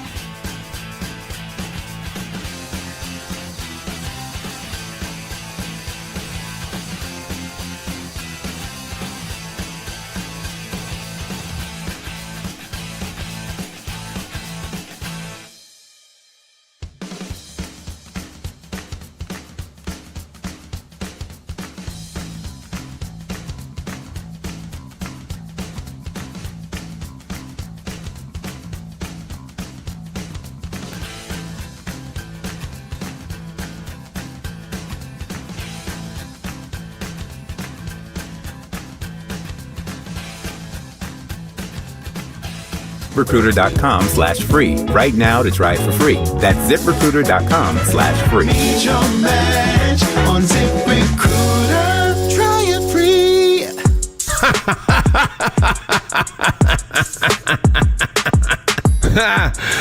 We are so horrible. Whenever you need to talk about the Browns, we got you covered. We are Sports Radio 92.3 The Fan.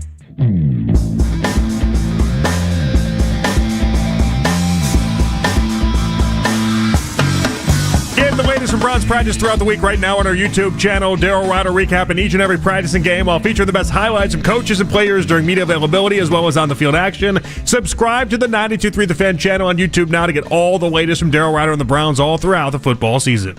Nick and JP back on Afternoon Drive. We do have, in case you missed it, coming up in 15 minutes' time, we got Monday Night Football tonight. Miami, Pittsburgh. I mean, it's Tua in cold weather. Yeah, I know. Tua sucks in cold weather. Under 45 degrees, he's 0-7 in his career. Also, the other side of this, the Steelers have won 22 straight home Monday Night Football games. I mean, this isn't even like a one thing has to, like, this is like the normal thing should happen. The weird thing about it is that my friends in the desert, though, actually love Miami in this game. I mean, Miami has been one of the hottest teams in the NFL over the last couple weeks. They're 6-7 on the season. Well, you know what it is. 6-7. 8-9. You know what Are you trying to kill the bit by doing that? Yes. Okay, that's fine. It's my new thing. It's not going to work. It's my new thing. We'll keep doing it. Don't you worry. So what they've done is, effectively what they've done is take the ball away from Tua. Mm-hmm. They've just said, Tua, you don't get to throw the ball anymore. He's been throwing for like 120, 125 yards a game. A lot of Dylan Gabriel numbers. A lot of running game. Well, you know what this is, though? This is Mike McDaniel. I think it was honestly the Browns' loss that kind of like was like I'm like, I got to be open to what's happening here. This stinks, and actually reassess what's going on. And it's worked out for him. It's going to probably save his job. It's pretty crazy. It is, but okay, so when people point out, when people go, like, what are the Browns supposed to do? How can Kevin Stefanski, how is any of this his fault? You kind of can point to teams like what Mike McDaniel's doing in Miami and going, they were more hopeless than you were, all records aside. And they've gone from firing the GM with, at some point, the fact it was going to happen, that McDaniel was going to get fired, to now all of a sudden, he might be the guy that gets to hire the new GM. Yeah, he legitimately might. And it really is. It's that, like, the come to Jesus moment for them was the Browns whooping. I think it's come to Jesus. They're in Miami. Now, the update on the Browns side is right now, if the draft happened tomorrow, the Browns would have the number 4 pick. You got Tennessee, Vegas, and the Giants ahead of you, so you're going to need a little luck there to get into the top 3 there, or certainly the top 2. The projected out ones that are interesting, the projected out ones have the Browns at the highest odds of landing at number 2. And so, like, I think your exercise last year actually helped guide me with this, because it was the idea that basically you're always going to end up, if you're the Browns, in a better spot than what you think, because the Browns will continue losing, and one of these teams will pull off a win that they're just not supposed to. As evidenced by Week 18 last year with the Patriots win that then cost them positioning, and it happens every single year. You get one of these teams that just lose. They win a game they're not supposed to, but the Giants and the Raiders are both on 8-game losing streaks, and it doesn't seem like there's anything good happening here. Well, I think the Titans and Raiders actually play each other at the end of the season. So that's always part of it too, right? They always end up playing each other. There's always some connection, something there that ends up happening. Now, I think we're at like a 20% chance to get number 2 overall, and that's the highest. All right, all right, which one am I looking at here? Sorry, I'm actually doing this on the fly. Oh, actually, no, I'm wrong. It's Chiefs, Saints, and Jaguars for the Titans. Okay. God, I remember, maybe it's the Raiders are playing somebody. Yeah. So the Raiders play the Giants. And they also have the Texans and the Chiefs. Ooh, that'd be interesting if they beat the Chiefs in the last week of the season. They could. I mean, they could. It's like the perfect string of events that needs to happen here. And the Giants really are. Jackson Dart looks really bad. Like, really bad. They've got the Vikings, Raiders, and Cowboys. So they win 2 of 3. That's what we're hoping for. At this point, if the Browns lose out, you're just hoping 2 wins for the Giants, 1 win for the Titans, 1 win for Vegas, and then we can just waltz right into that number 1 pick or something close to it. I really didn't hate. You've mentioned Jackson. I really did not hate his game against Washington the same way you did. I don't know. I think I might be coming at it from the point of I think everyone crowned this kid after like 2 starts, and I think he's going to need a good head coach. I mean, they're losing games. The Washington game, he threw for 250 yards, 2 touchdowns, 1 pick. But I was watching the game, and he made all sorts of great throws.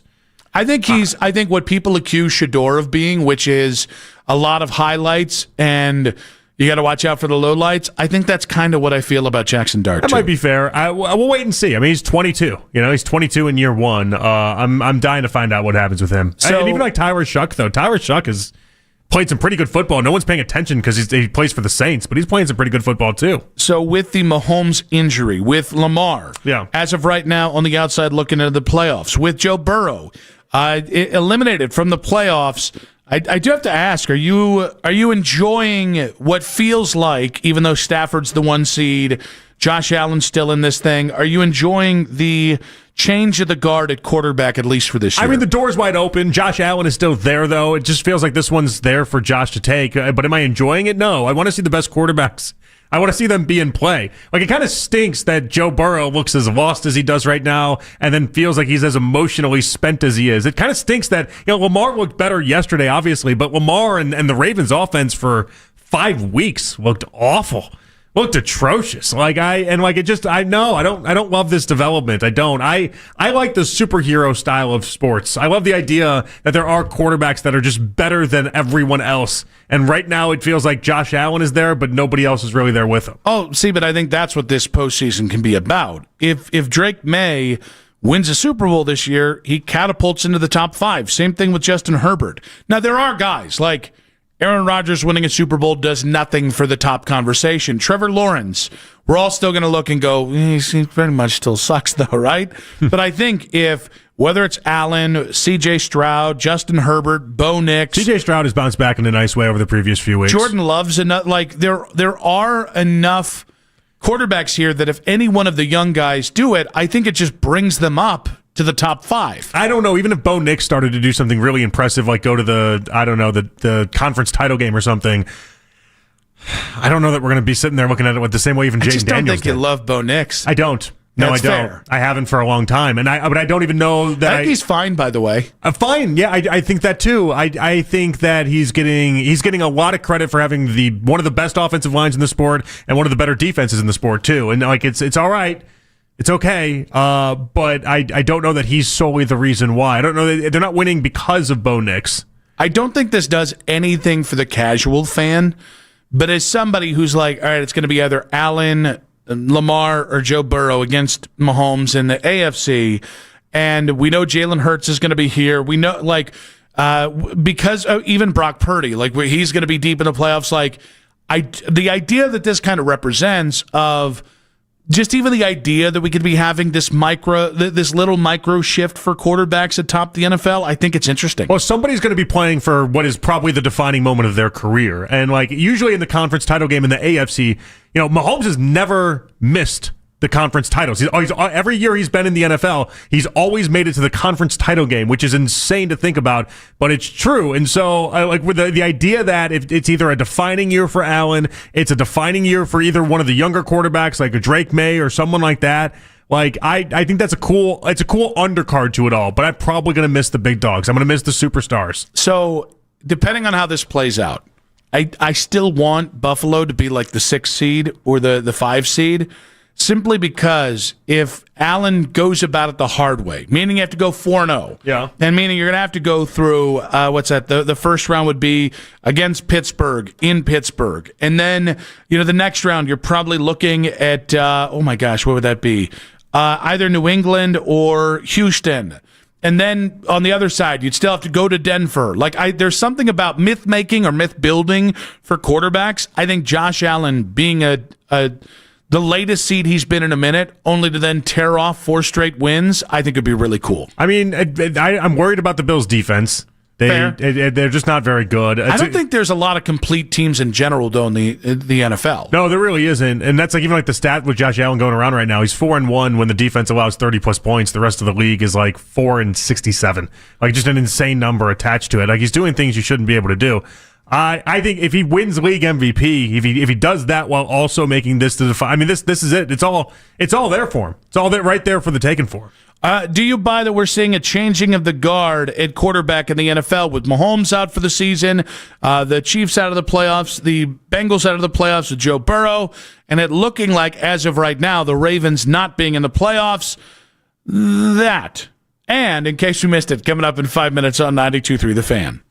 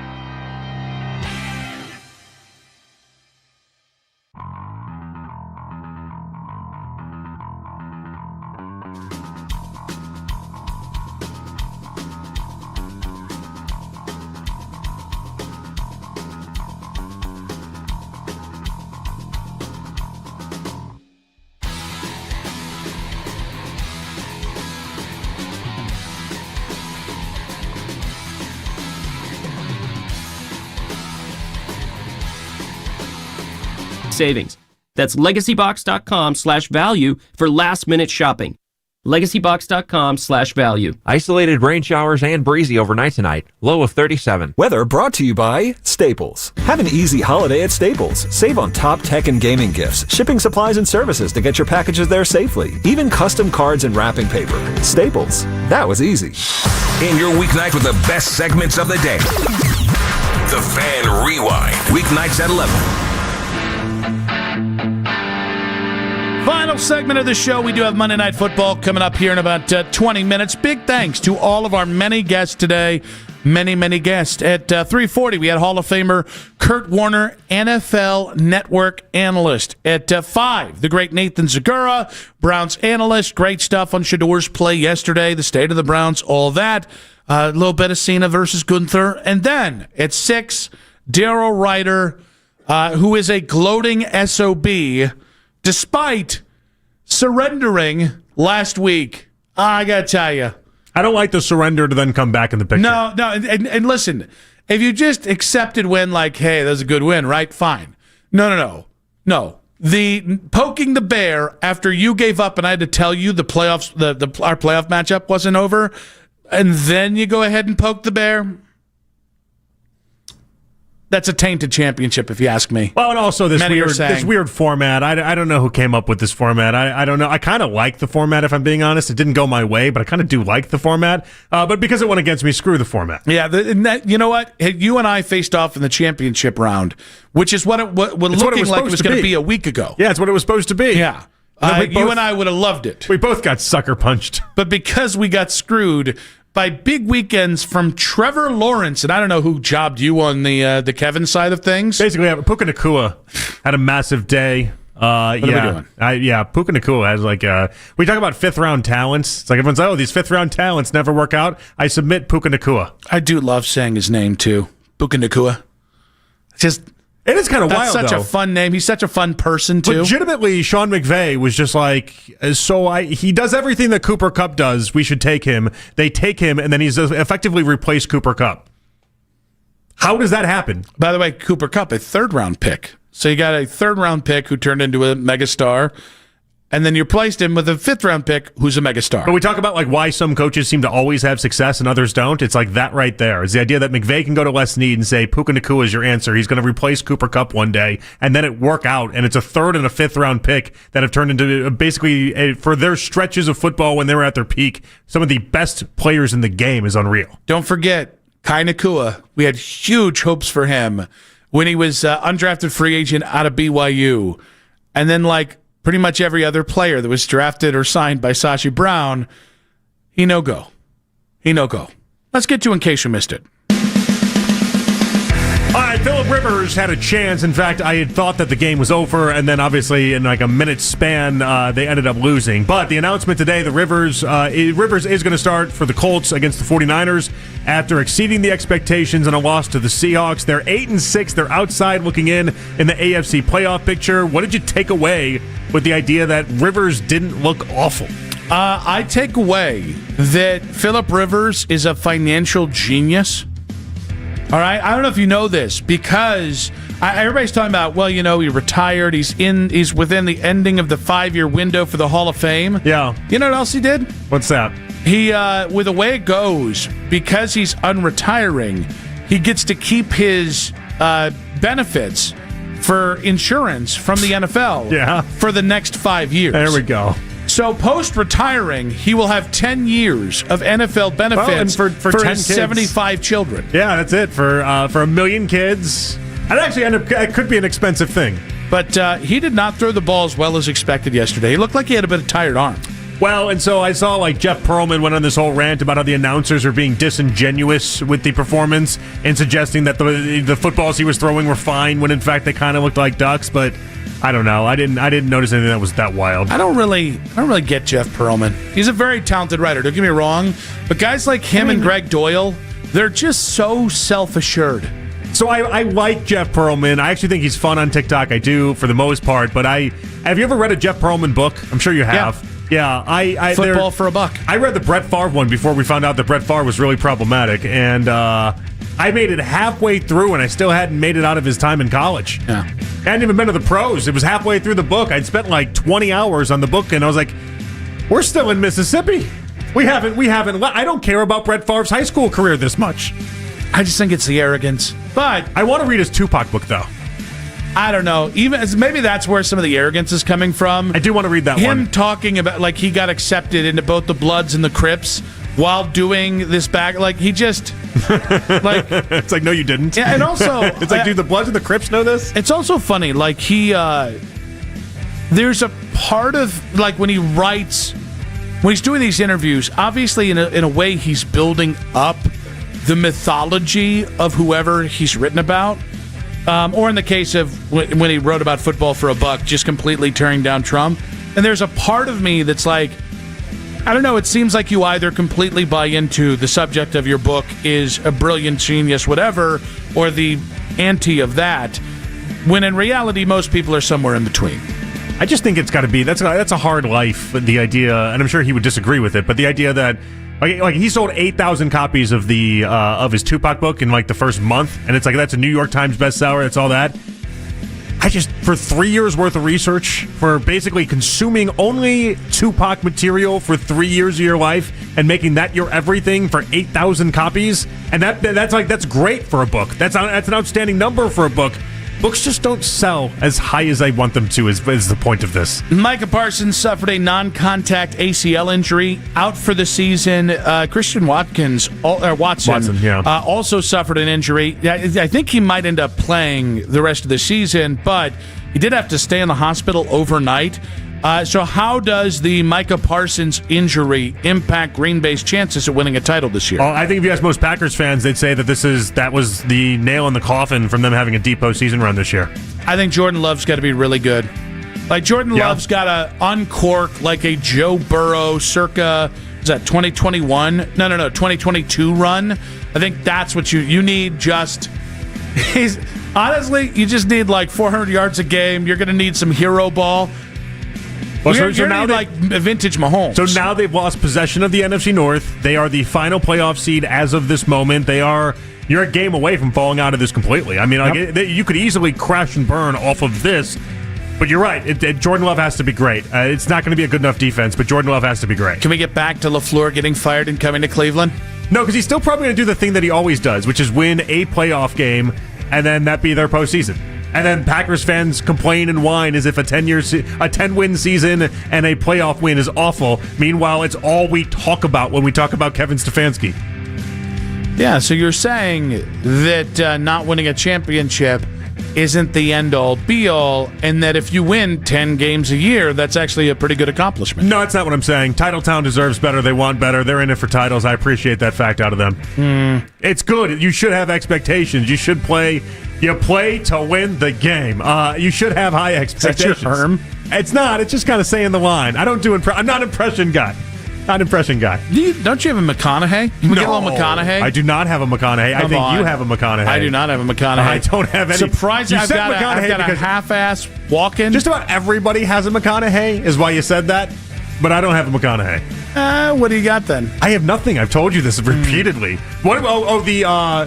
The one thing I did do was the John Malkovich with Rounders, and that after that flopped in such a high way, you lost your self-impressions from me moving forward. I was hoping. I was hoping you'd forget that. Jax, do you have any impressions?